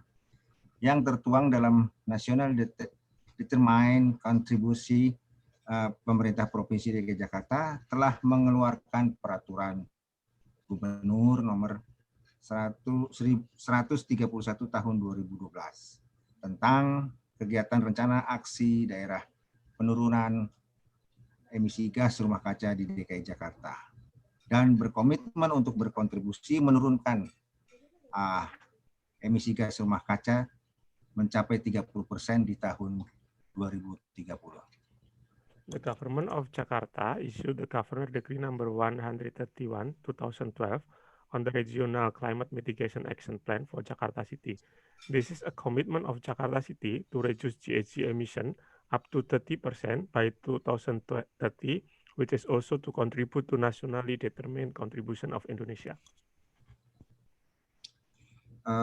Pemerintah Provinsi DKI Jakarta juga telah menjadi agenda pengendali perubahan iklim ke dalam rencana pembangunan jangka menengah daerah, yaitu yang disingkat dengan RPJMD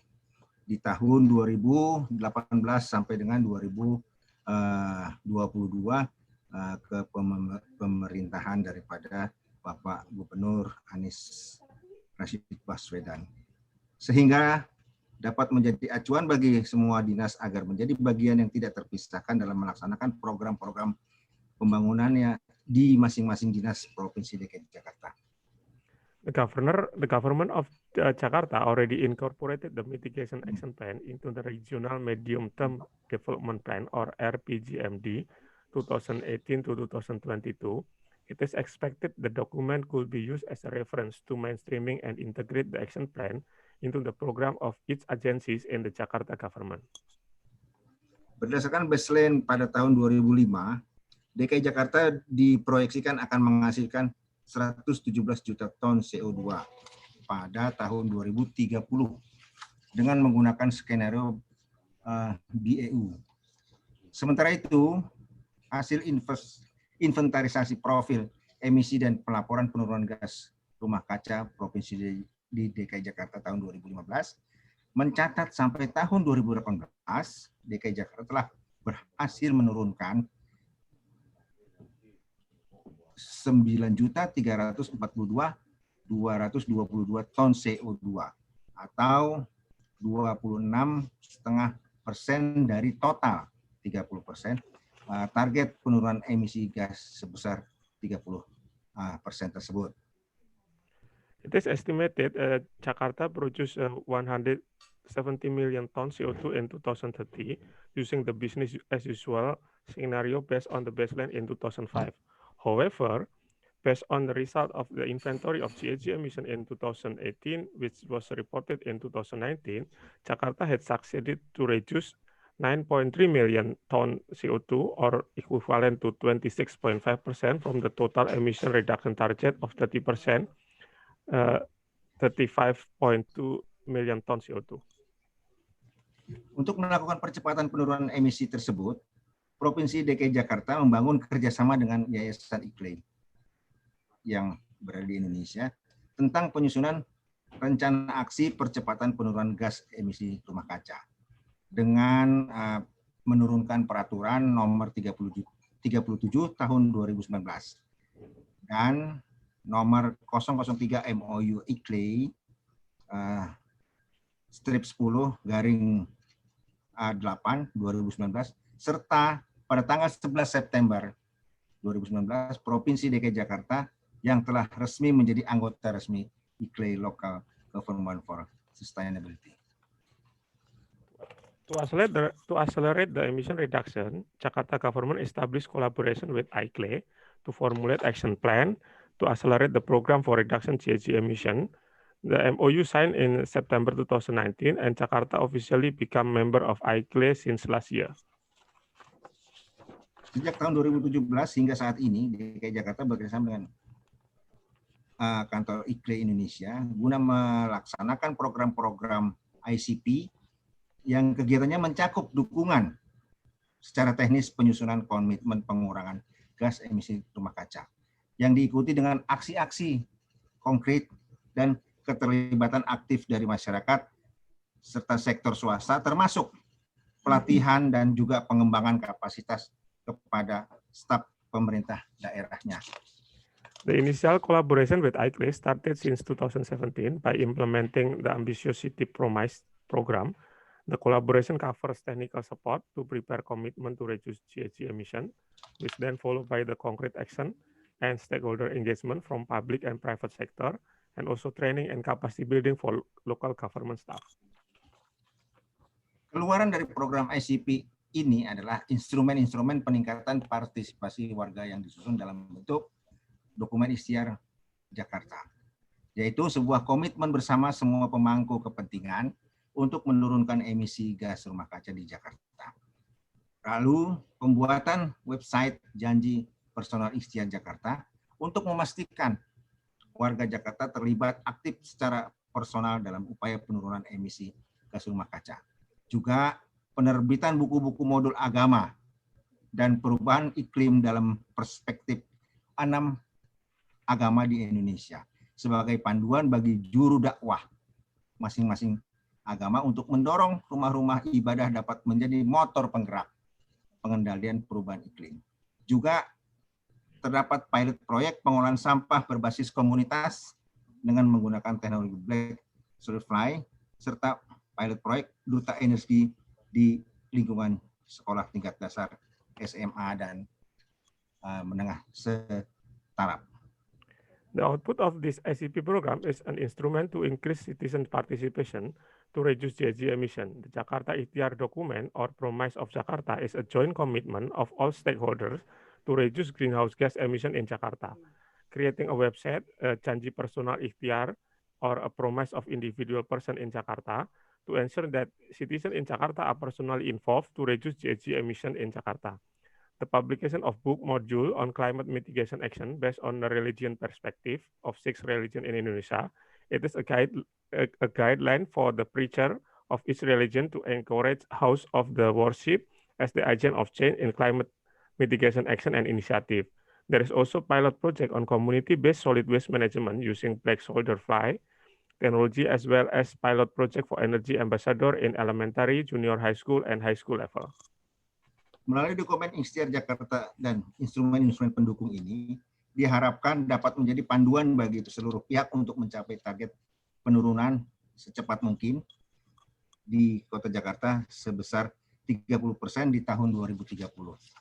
We hope the document could be used as a guidance for all parties and stakeholders in order to achieve the target of reduction greenhouse gas emission by 30% in 2030. Kedepannya, Provinsi DKI Jakarta melalui kolaborasi fasilitas yang dipandu oleh teman-teman jejaring NGO dari beberapa negara, khususnya ICLEI di Indonesia, ingin mengembangkan aksi konkret untuk menurunkan gas emisi rumah kaca di Jakarta dengan lebih masif, terukur, dan berkelanjutan. In the future, through the collaboration and facilitation of ICLEI Indonesia and other NGO, Jakarta City want to develop concrete action to reduce GHG emission in Jakarta, which are more massive, measurable, and sustainable. Sebagai tambahan informasi, situasi pandemik COVID-19 ini cukup memberikan banyak dampak positif bagi agenda pengendalian perubahan iklim dan pencemaran udara. Saat ini banyak warga yang mengurangi perjalanan menggunakan kendaraan bermotor karena ada kebijakan daripada Pemprov dan pemerintah pusat tidak menggunakan fasilitas yang umum. Di sisi lain, animo warga juga untuk menggunakan sepeda kayu dan berjalan sangat tinggi sehingga polusi udara di Jakarta relatif menurun. Dari hasil kajian laporan pemerintah Provinsi DKI Jakarta menyebutkan bahwa karena pandemi COVID pada tahun September 2020 telah terjadi peningkatan kualitas udara di DKI Jakarta, ditandai dengan penurunan konsentrasi rata-rata 2,5 PM per bulan dibandingkan dengan 2019, yaitu mencapai penurunan 14 hingga 50%. Pak Sudaryanto, Bapak dan Ibu sekalian, demikian materi yang dapat saya sampaikan kepada teman-teman jejaring ICLEI di Kota Jepang. Semoga informasi ini bermanfaat bagi kita semua. Akhir kata, saya ucapkan terima kasih. Wassalamualaikum warahmatullahi wabarakatuh. Arigato. As the last point, for the additional information, the COVID-19 pandemic situation gave positive impact on GHG emission reduction and air pollution. Currently, many residents reduce the trip by private vehicle due to teleworking policy. There is also increasing interest of citizens to use non-motorized bikes and walking, which give positive impact on GHG emission and air pollution. We could observe the average monthly concentration of PM 2.5 was decreased around 14 to 50% year-on-year basis compared to 2019. That's all my presentation today. Thank you very much for the opportunity. Terima kasih, Yuri Harutonoさん。Thank you very much. はい、IGES もジャカルタと2050年低炭素シナリオを一緒に作らせていただいたり、非常に率先した活動をされておりまして、またジャカルタにも行けるような状況になったらなと思っております。どうもご発表ありがとうございました。続きまして川崎市の赤坂さん、よろしくお願いいたします。はい、皆様こんにちは。川崎市の環境局赤坂真一と申します。どうぞよろしくお願いいたします。さて、川崎におきましても気候変動問題は市民生活や企業活動にも大きな影響を与える喫緊の課題となっております。こちらの写真、次のスライドですね。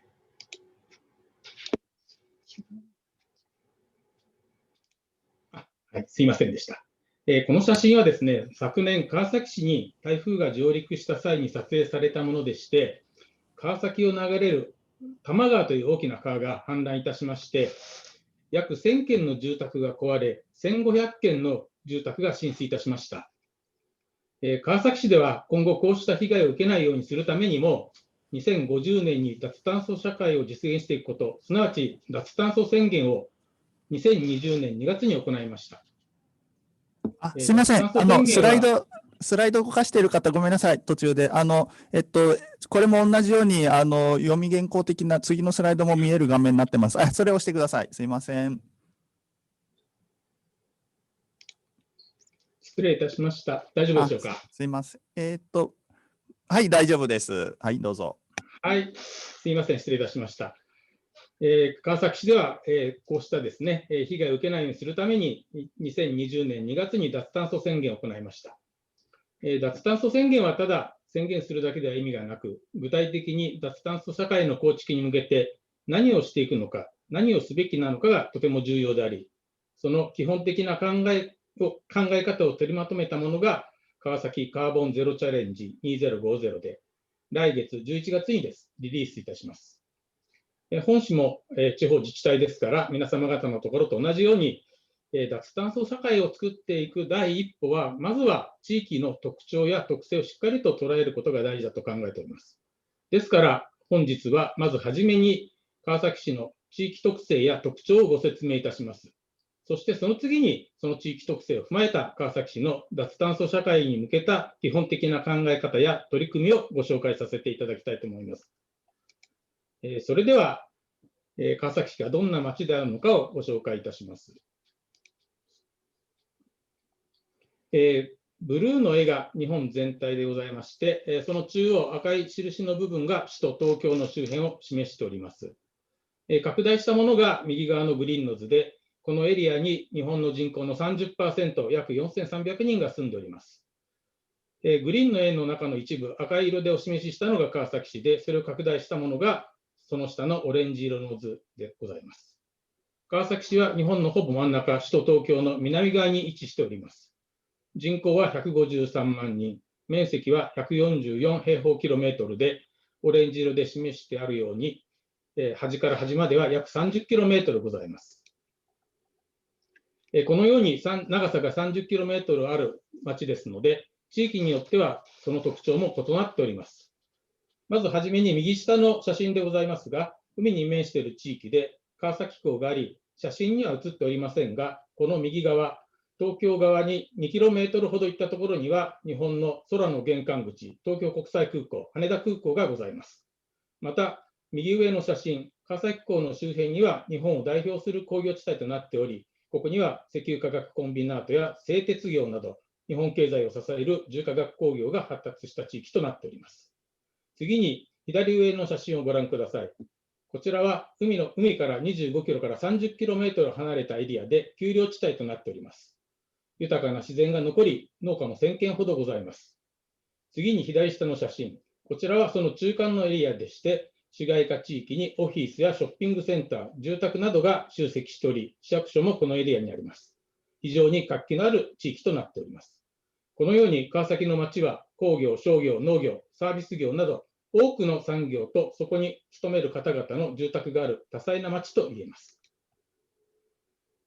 こちらに2つの円グラフがございますが、右側は日本国の CO2 排出量を分野別にお示しした図で、全体の約 46% が工業系の部門となっております。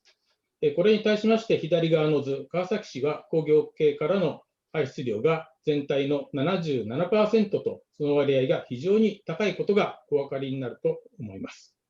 これは先ほどご説明いたしました海沿いにある工業地帯にある製鉄所、石油精製、セメント発電所などがあるからで、川崎の温暖化対策は工業系部門の対策が重要と言えます。さて、皆さん、この建物が何かお分かりになるでしょうか。サインにお気づきになれば、ホテルだってお分かりになると思います。注目していただきたいのは、建物の手前にある透明のガラスで囲われた部分と、その奥にある黒い建物の一部です。このホテルは、実は東京国際空港と工業地帯の中間に立地しているホテルでございまして、工業地帯で発生した水素をパイプラインでここに持ってきまして、その中にある燃料電池装置で発電するとともに、同時に発生する熱は給湯などに活用しています。ただ、この発電量だけでは、このホテル全体のエネルギーを賄うことができません。そこで、このホテル内のレストランやカフェで発生する食物残渣を隣接する工業地帯のバイオマス発電所に持っていきまして、そこで電気を作り出し、バイオマス発電で得られた電気をホテルに送電してもらうことで、燃料電池だけでは足りない電気を補い、非化石電源 100% による日本初のホテルとなっております。川崎市役所では、このホテルを作るにあたって、ホテルの運営者、水素供給をする工場、燃料電池メーカー、パイプラインの補助を行う国との間に入り、さまざまな仲介や話し合いを行ってまいりました。この図は本市の脱炭素戦略に掲げております一つの考え方をお示ししたもので、右下にある脱炭素社会に向けてですね、頑張っていきたい事業者から、右上の行政が相談や報告を受けたり、評価して国の制度を紹介したり、パートナーとなり得る事業者を斡旋するなど、さまざまな手法を使いまして、左にある脱炭素化に向けて頑張っている事業者に誘導していこうという考えです。そして、脱炭素化に向けて頑張っている事業者に対して表彰したり、優遇措置を与えることで、より多くの事業者が頑張っている事業者を目指すような仕組み作りを行っていこうというものです。先ほどご説明いたしましたホテルの事例でもそうですが、最初から非化石電源 100% であったわけではなく、事業者の温暖化対策の実態や今後の計画を市役所がきちんと把握し、的確なサポートを行っていくことで、温暖化対策が円滑に進み、100% 非化石電源によるホテルが実現したものです。また、このホテルを市長が表彰し、市役所が PR することで、このように頑張っている事業者を次から次へと創出していきたいと考えております。また、川崎市には企業、事業者のほかにも153万人を超える市民がおります。このスライドは、その住民の力を結集させて脱炭素社会を作っていこうという概念を模式図にしたものです。左下の第一の歯車、これは住民に対して啓発、教育、または何らかのインセンティブを与え、環境に配慮した製品やサービスの需要を増やしていこうというものです。この第一の歯車が回り出すことで、第二の歯車、環境に配慮した製品やサービスの供給が増え、そして第三の歯車である新たな環境技術が創出される歯車を回し、ひいては脱炭素社会に向けたイノベーションを巻き起こしていこうというものです。脱炭素社会を実現していくためには、社会の仕組みを大きく変える必要があり、市民一人一人の環境配慮行動、消費行動から脱炭素社会を作っていこうという考えです。今よりも素晴らしい世の中を作っていくという思いを市民、事業者、行政が共有しながら、脱炭素社会の実現を目指していく。これが多様な主体によって成り立っている川崎市の脱炭素社会に向けた基本的な考え方です。川崎市は今後とも地域特性や実情を踏まえ、地域の市民や事業者のやる気、ポテンシャルを引き出しながら脱炭素社会を目指してまいります。そしてその政策の中で生まれた技術や模範となる政策を世界各国においても、参考としていただけたら幸いでございます。川崎市のプレゼンテーションは以上でございます。ありがとうございました。赤坂さん、どうもありがとうございました。日本の中でもですね、産業集積が進んでいて、逆に、カーボンニュートラリティっていうのは非常に大きなチャレンジの中で、川崎市内の企業とも連携して、また市民とも連携して、私も環境審議会入れさせていただいてて、ご協力とか頑張ります。はい、どうもありがとうございました。お疲れ様です。はい。それでは本当お待たせしました。Last but not least で、デビッド、フーリストンさん、はい、マンチェスターからご参加です。どうぞよろしくお願いいたします。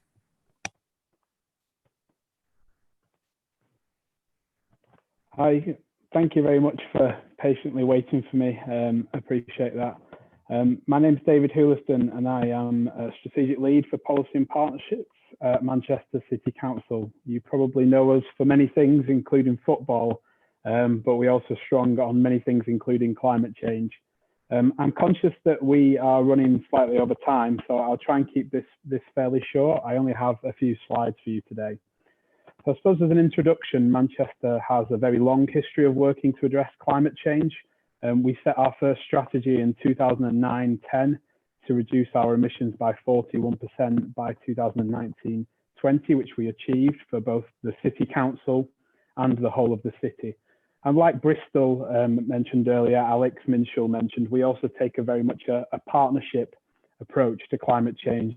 And we have a Manchester Climate Change Partnership, which oversees that with 60 members. But what I'm going to focus on today, given the brief of the session, is the role of the City Council. We worked with partners to set a science-based carbon budget in November 2018. This was Paris COP21 compliant and set a target of only emitting 15 million tons of carbon dioxide between 2018 and 2100. Now that means being roughly zero carbon by 2038 at the latest, but the really important thing is that that must be on a trajectory of 13% year-on-year decreases. So the pace of reduction is key. Last year, pre-COVID, 2019 was a very big year. We declared a climate emergency as a council. We had a lot of media coverage in the UK, the Friday school strikes movement and Extinction Rebellion protests. So climate change in 2019 went up the political agenda and up the agenda of our residents and businesses. The important thing we established was a governance structure.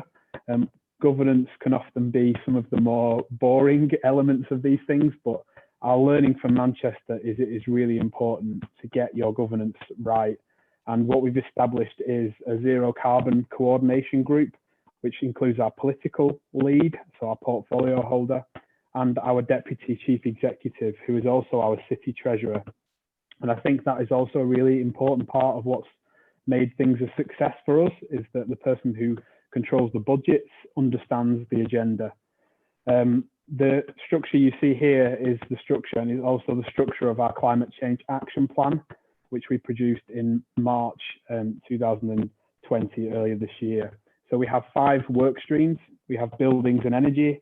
transport and travel, reducing emissions and influencing suppliers. This is more about scope 3 emissions, climate adaptation, storage and sequestration, so the importance of the green environment, and also cross-cutting area, which is influencing behaviour change, catalyst for change, so how we change the behaviours of council staff, but also of our residents. Well, the really important thing I think I wanted to make this point on this slide was that we already had a really strong plan, which set out how we were going to reduce emissions by 50% over the next 5 years, and we had a really strong governance in place. So pre-COVID, this was already in place, and that has really helped us to accelerate action since COVID. So what I wanted to focus on, given the question, was just to pick out 3 areas where I think things have changed since March this year when the UK locked down. The first area is rethinking transport and urban spaces. So we've all had to adjust to COVID restrictions in terms of the numbers of people who can move around. But what we've seen is a lot of temporary road closures. So we've closed cars, streets to cars. We've created more outdoor space for restaurants, cafes, to create more space for people to enjoy those facilities. And we've had over 20 road closures, which are temporary, but we are looking to make them permanent. That's creating more space for pedestrians, cyclists and leisure and our hospitality sector.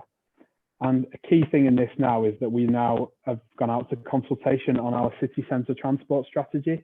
and that's enabled us to be far more ambitious than we were previously. The image in the bottom right of your screen shows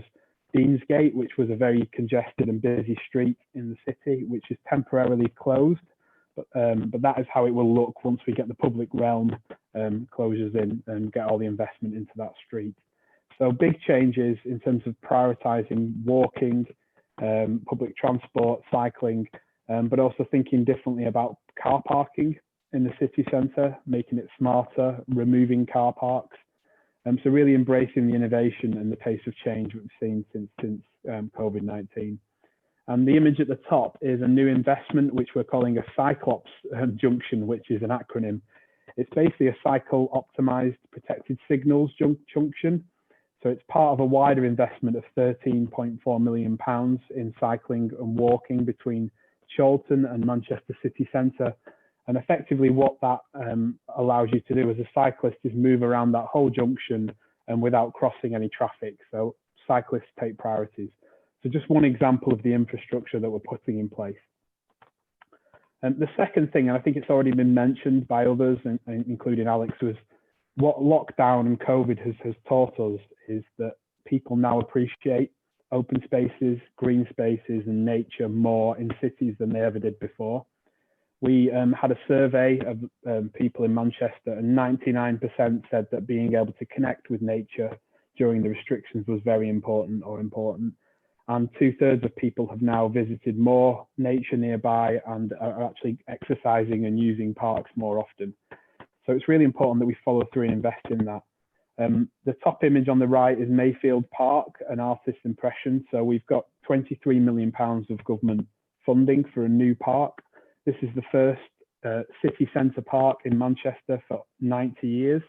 Manchester is a very industrial city, and although we have many parks in our suburban areas, we don't have as many in the city centre. So this is a very exciting plan for us. And the bottom image is in West Gorton. This is known as the park that drinks water. We're part of a Horizon 2020 project with a number of international European partners and also with Wuhan, our sister city in China. And we've been learning from the Chinese Sponge Cities program, which is a way of alleviating flooding. And this park works using SUD systems. It also has specialist planting to hold back water and a swale and raised walkways. So we're looking now to roll out this approach in other open spaces and in new developments as a way of protecting the city against flooding. And the third area I just wanted to focus on briefly was buildings, fleet and energy. So we already have a major investment in our council estate, which you can see on the bottom right with the solar panels. So we're investing significant amounts of money in our estate, £26 million at the moment, to save 1,600 tonnes a year. And we're also investing in the Civic Quarter heat network, which is a large heat network for the city centre of Manchester. You can see the White Tower in the photograph, which is going just being installed. That actually links up now through a heat network a number of key buildings in the city centre, including the Manchester Town Hall Extension, Central Library, the Art Gallery and Manchester Central Convention Centre. So it's a really important bit of infrastructure for us in the city, and we're now looking at using green gases in there to bring down the carbon in that project. We've also been successful in a European Regional Development Fund bid, which is for 17.2 million for unlocking clean energy in Greater Manchester. 8.6 million of that is from ERDF, and that is being used to install solar carports and solar panels on one of our council depots, and also on one of our key sporting assets, which is the velodrome, the National Cycling Centre. And as part of that, we've invested £9.8 million also in 27 electric refuse vehicles and some charging infrastructure. And the next step of this journey around our buildings now is to think about hydrogen. It's already been mentioned by others on the call today, but we've got half of our our waste vehicles now will be electric, but electric is not possible to do the whole fleet. So we're talking to our partners, including the police, who have a lot of vehicles, about whether there's a potential for a large scale hydrogen fleet centre in Manchester, which would see different vehicles in there as part of also our economic recovery plan around creating new jobs for our residents. So that's very briefly the learning from Manchester. I think what we've seen is a platform to deliver this, which was already in place, but now a real acceleration of delivery against the three areas that I've spoken about. There are many more, but I wanted to keep it quite short today. So thank you all for your time. Thank you very much indeed, David. どうも、デビッドさん、ありがとうございました。本当にマンチェスター、そもそも2038年ですか、私がちゃんと聞こえていれば、ゼロカーボンすでに目指していて、で、COVID の状況からさらに加速させようと、まさにリカバー、レスポンス、リカバー、リデザインされているなと。新しい、今まで見たことのないようなデザインも、試みられているというところで、本当にまとめにふさわしい発表だったかなというふうに思いました。どうもありがとうございました。司会の不手際でもうすでに2分過ぎていますが、せっかく、参加自治体の方いらっしゃいますので、先ほどのパネルディスカッション A と同様に一言ずつすいません手短にお願いしつつ、ちょっと5分10分ですね延長させていただけたら、ご都合ある方はすいません。じゃあ、井野田さんからですね、リデザインに向けて、本当に次のチャレンジ、いかがでしょうか。はい、今、それぞれ発表いただいて、すごく大変参考になりました。我々はこの条例とか計画、できるだけ市民を巻き込んでやろうということを思っています。先ほどちょっとうちの説明でしましたが、ドコメの中でも、そのコロナの関係でかなりネガティブな、今コロナ大変なので、温暖化対策どころではないというようなご意見をいただいているのも正直なところです。温暖化対策が、例えばその光熱水費とかエネルギーの消費がその経営の改善にもつながるというところを、やはりしっかり説明をしてご理解をいただいて、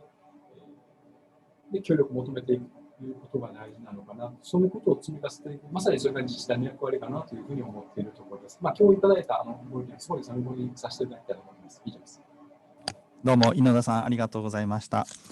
続きまして、ユリ・ハルトノさんいかがでしょうか。Pak Yuli, monggo Pak diminta pendapatnya untuk Terima kasih Mr. Junisi. Ya betul memang bahwa Pemprov DKI Jakarta saat ini ke belakang sudah melakukan kegiatan-kegiatan yang sifatnya pengurangan penggunaan energi fosil. Seperti contoh bahwa kita lihat di jalan-jalan raya kota Jakarta sampai kepada jalan-jalan lingkungan sudah dibuat jalur-jalur sepeda dan juga trotoar-trotoar sudah diperindah dengan baik. Yang bertujuan adalah untuk mengalihkan minat daripada warga kota Jakarta, khususnya yang bekerja di kota, bisa menggunakan fasilitas trotoar dengan aman dan baik. Bisa Ya Pak, sebentar saya terjemahkan Pak. So yeah, we understand the importance of the redesign. So that's why in Jakarta we actively promote to redesign, for example, the road with the facility for pedestrian and cycling, because then it will promote to encourage modal shift from private vehicle use to non-motorized, which is good for both sides on the climate and also for the other aspect on the health, etc. That's the comment. Ada lagi Pak Yuli atau sudah itu aja? Ada sedikit. Juga saat ini promosi sedikit. Kota Jakarta memiliki transportasi MRT dan LRT. Bapak Gubernur sudah memperbaiki bus stop atau halte-halte agar terintegrasi antara busway, MRT, lalu Jaklingko, ya, mikrolet, sehingga akan menarik minat warganya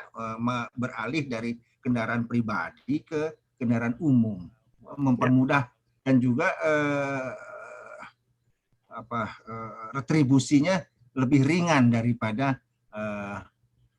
tahun-tahun yang kemarin. Jadi ada subsidi dari pemerintah. Yeah. And the other one is we try to make an integrated public transport from the railway and also bus. And this is to encourage people to shift from the private to public transport, because then and we also increase the subsidy for the public transport to more attract people to use public transport. Juga すいません、ちょっともう時間がないので申し訳ありません。どうも、ゆりはるとのさん、どうもありがとうございました。本当申し訳ありません。また本当はもっとじっくり聞かないといけないです。申し訳ないです。はい。Thank you very much, terima kasih. それでは赤坂さん、よろしくお願いします。はい、川崎の赤坂です。リデザインですけども、やはり今回ですね、世界各国で、新型コロナに対して、各自治体の皆さん、果敢に立ち向かっているわけですけども、その対策っていうのは、やはり地域によって様々だったなというふうに感じております。そうした中でですね、温暖化対策だとか、経済復興、経済対策もですね、いろんなやり方があるんだろうかと思うんですけども、その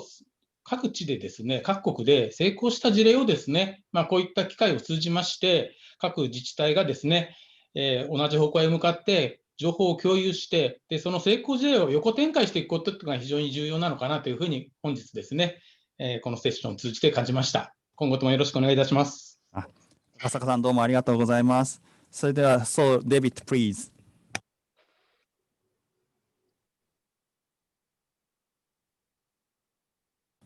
デビッド、please。sorry, yeah. Thank you. I'll keep it fairly brief. I think one of the big challenges we have now, although we have an opportunity to accelerate action, certainly in the UK, we have a very challenging financial environment. So COVID-19 has obviously left us economically in a difficult position, and also for local councils and cities, we also have a difficult funding position. So now as we look forward to setting budgets for next year and beyond, how do we maintain the ambition and the delivery and also the quality? So we in Manchester are a city that is still planning to grow. We want to grow commercially, residentially. How do we do that as high a standard as possible, push zero carbon development, but also at a time when our capital and revenue budgets are under a real challenge? So that is something for us to be mindful of, and maybe we need innovative financial solutions. どうもありがとうございます。本当にまさにそう思います。パネルディスカッション B の皆様、本当にどうもありがとうございました。すみません、時間は押しているんですけれども、せっかくですので、最初にフレーミングのプレゼンテーションいただいた環境省の杉本さん、いかがでしょうか。ありがとうございます。皆様、ご発表いただきまして大変ありがとうございました。日本からも数々の自治体、先進的に取り組みを行っている自治体の方からのプレゼンテーションをいただくとともに、イギリス、またアジアからもですね、多くの事例やその取り組みにご紹介いただきました。各都市において産業や条件も異なる中、共通されてたのが3点挙げさせていただければと思います。一つは単にゼロカーボンというのはその GHG 排出ゼロにするということではなくて、これはもう社会の変革であり、まさにリーデザイン、再設計をするという高い目標であるということが、皆様どの都市の方々も認識されていることだったかなというふうに思っています。で、2点目としては、それを実現するためには、自治体や都市そのものの取り組みだけではなく、市民や民間企業の方々のご理解と協力、これがゼロカーボンに向けての必要な要素であるということ。で、3点目は、そうした取り組み自体はコロナ対策とのまさに共通項であるかなというふうに考えており、改めて気候変動というのはそれ自体で成り立つものではなくて、サステナブルリカバリーという中で、他との課題とのマルチベネフィットを施行しながらですね、皆さんは実施して、決して気候変動その対策をしていくということが単なるチャレンジングであり、コストではなく、よりよく豊かにするためのその方向性であるというふうに皆様共通で思っていただいているというふうに感じました。改めて各都市で推進されている方々に敬意を表するとともに、環境省といたしましても、さまざまな連携や協力というのをこれからも行っていき、パートナーシップを広げていきたいというふうに思っていま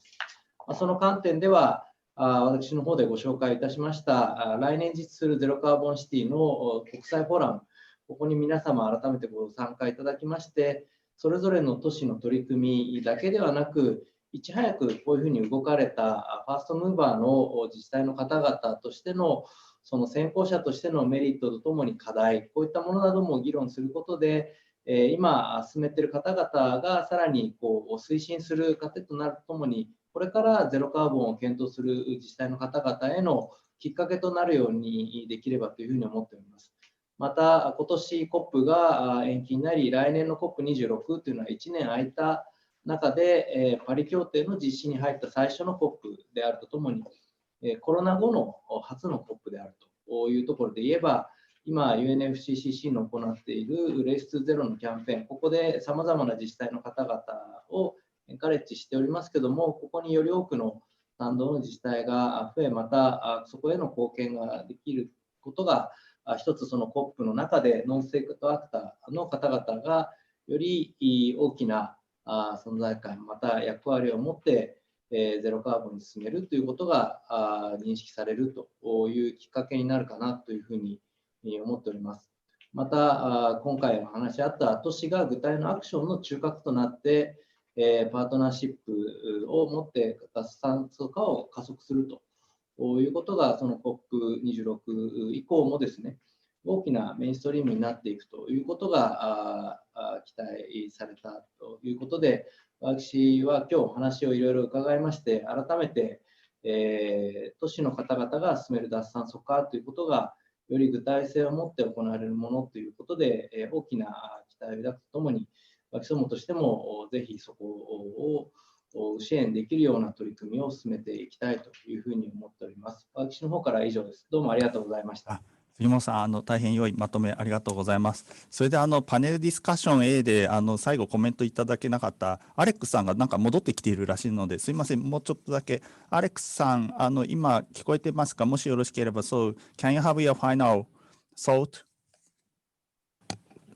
Thank you. Yes, apologies, I had to just step out for a second. Just to say, I think it's been a very interesting event, and thank you very much for inviting me to be able to join it today. I've learned a lot about what's happening on the other side of the world from us. And I would just like to say that the COP in 2021 is in the UK, and I'm sure David and I would like to extend a warm welcome to all of the cities represented here today, and to join us virtually or in real world in the UK for that COP, and to help inspire others to decarbonize and to achieve the Paris Agreement. So thank you very much. Yeah, thank you very much, Alex. And then I really hope to go to Glasgow together with such the advanced Japanese cities. Hopefully on the ground, but maybe sometime online. But it's a new era. Thank you. 最後ですけれども、一つだけ私から言わせてください。実は先週10月17日にですね、福島ですね、今、福島の名前は原子力災害でしか世界では聞こえていないかもしれませんが、福島で10歳の子ども向けに未来につなげようみんなの福島環境シンポジウムというものをやりました。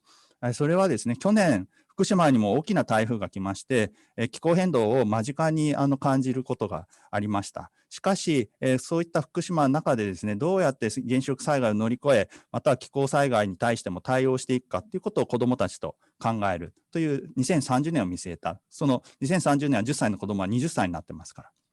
で、彼らにですね、どんな福島が2030年になったらいいですか、そのために何をやりますか。そうするとですね、やっぱり美しい福島はもともと豊かですからもっといい福島になってほしい、 SDGs が達成されている福島になってほしい、そのために自分たちも頑張るというような言葉をいただきました。私たちの仕事はやはり未来を作ることだと思います。これだけ気候変動が激しくなっていくと、実はもう残されている時間というのは実はあまりもうないのかもしれません。まさにそのリカバリーとリデザインも同時にやっていくようなことが求められる。それをいち早くいろいろな場所で実現させていけば、iPhone のようにですね、姿形が見えればみんな次に進める、と思いました。ぜひ、今日のこのシンポジウム、セミナーでですね、ご発表いただいたところの皆さんも頑張りますし、またお聞きになった方々もですね、どんどんとやって、ぜひ明るい未来を子どもたちに残していくために、また、その結果をグラスゴーに持ち寄りたいと思います。本当に司会の不手際で17分も伸びてしまって本当にすみませんでしたけど、そもそもこれは3時間4時間やるべき、セミナーだったんじゃないかと今思いますが、本当にまず、ご発表いただきました、パネリストの皆さん、また最後コメントいただきました杉本さん、そして今日このオンラインでご覧になっている、皆様、本当にご参加どうもありがとうございました。またどこかでお会いしましょう。良い結果を持ち寄って、さらにチャレンジしていきましょう。本当に今日はどうもありがとうございました。Thank you very much. Terima kasih. See you soon.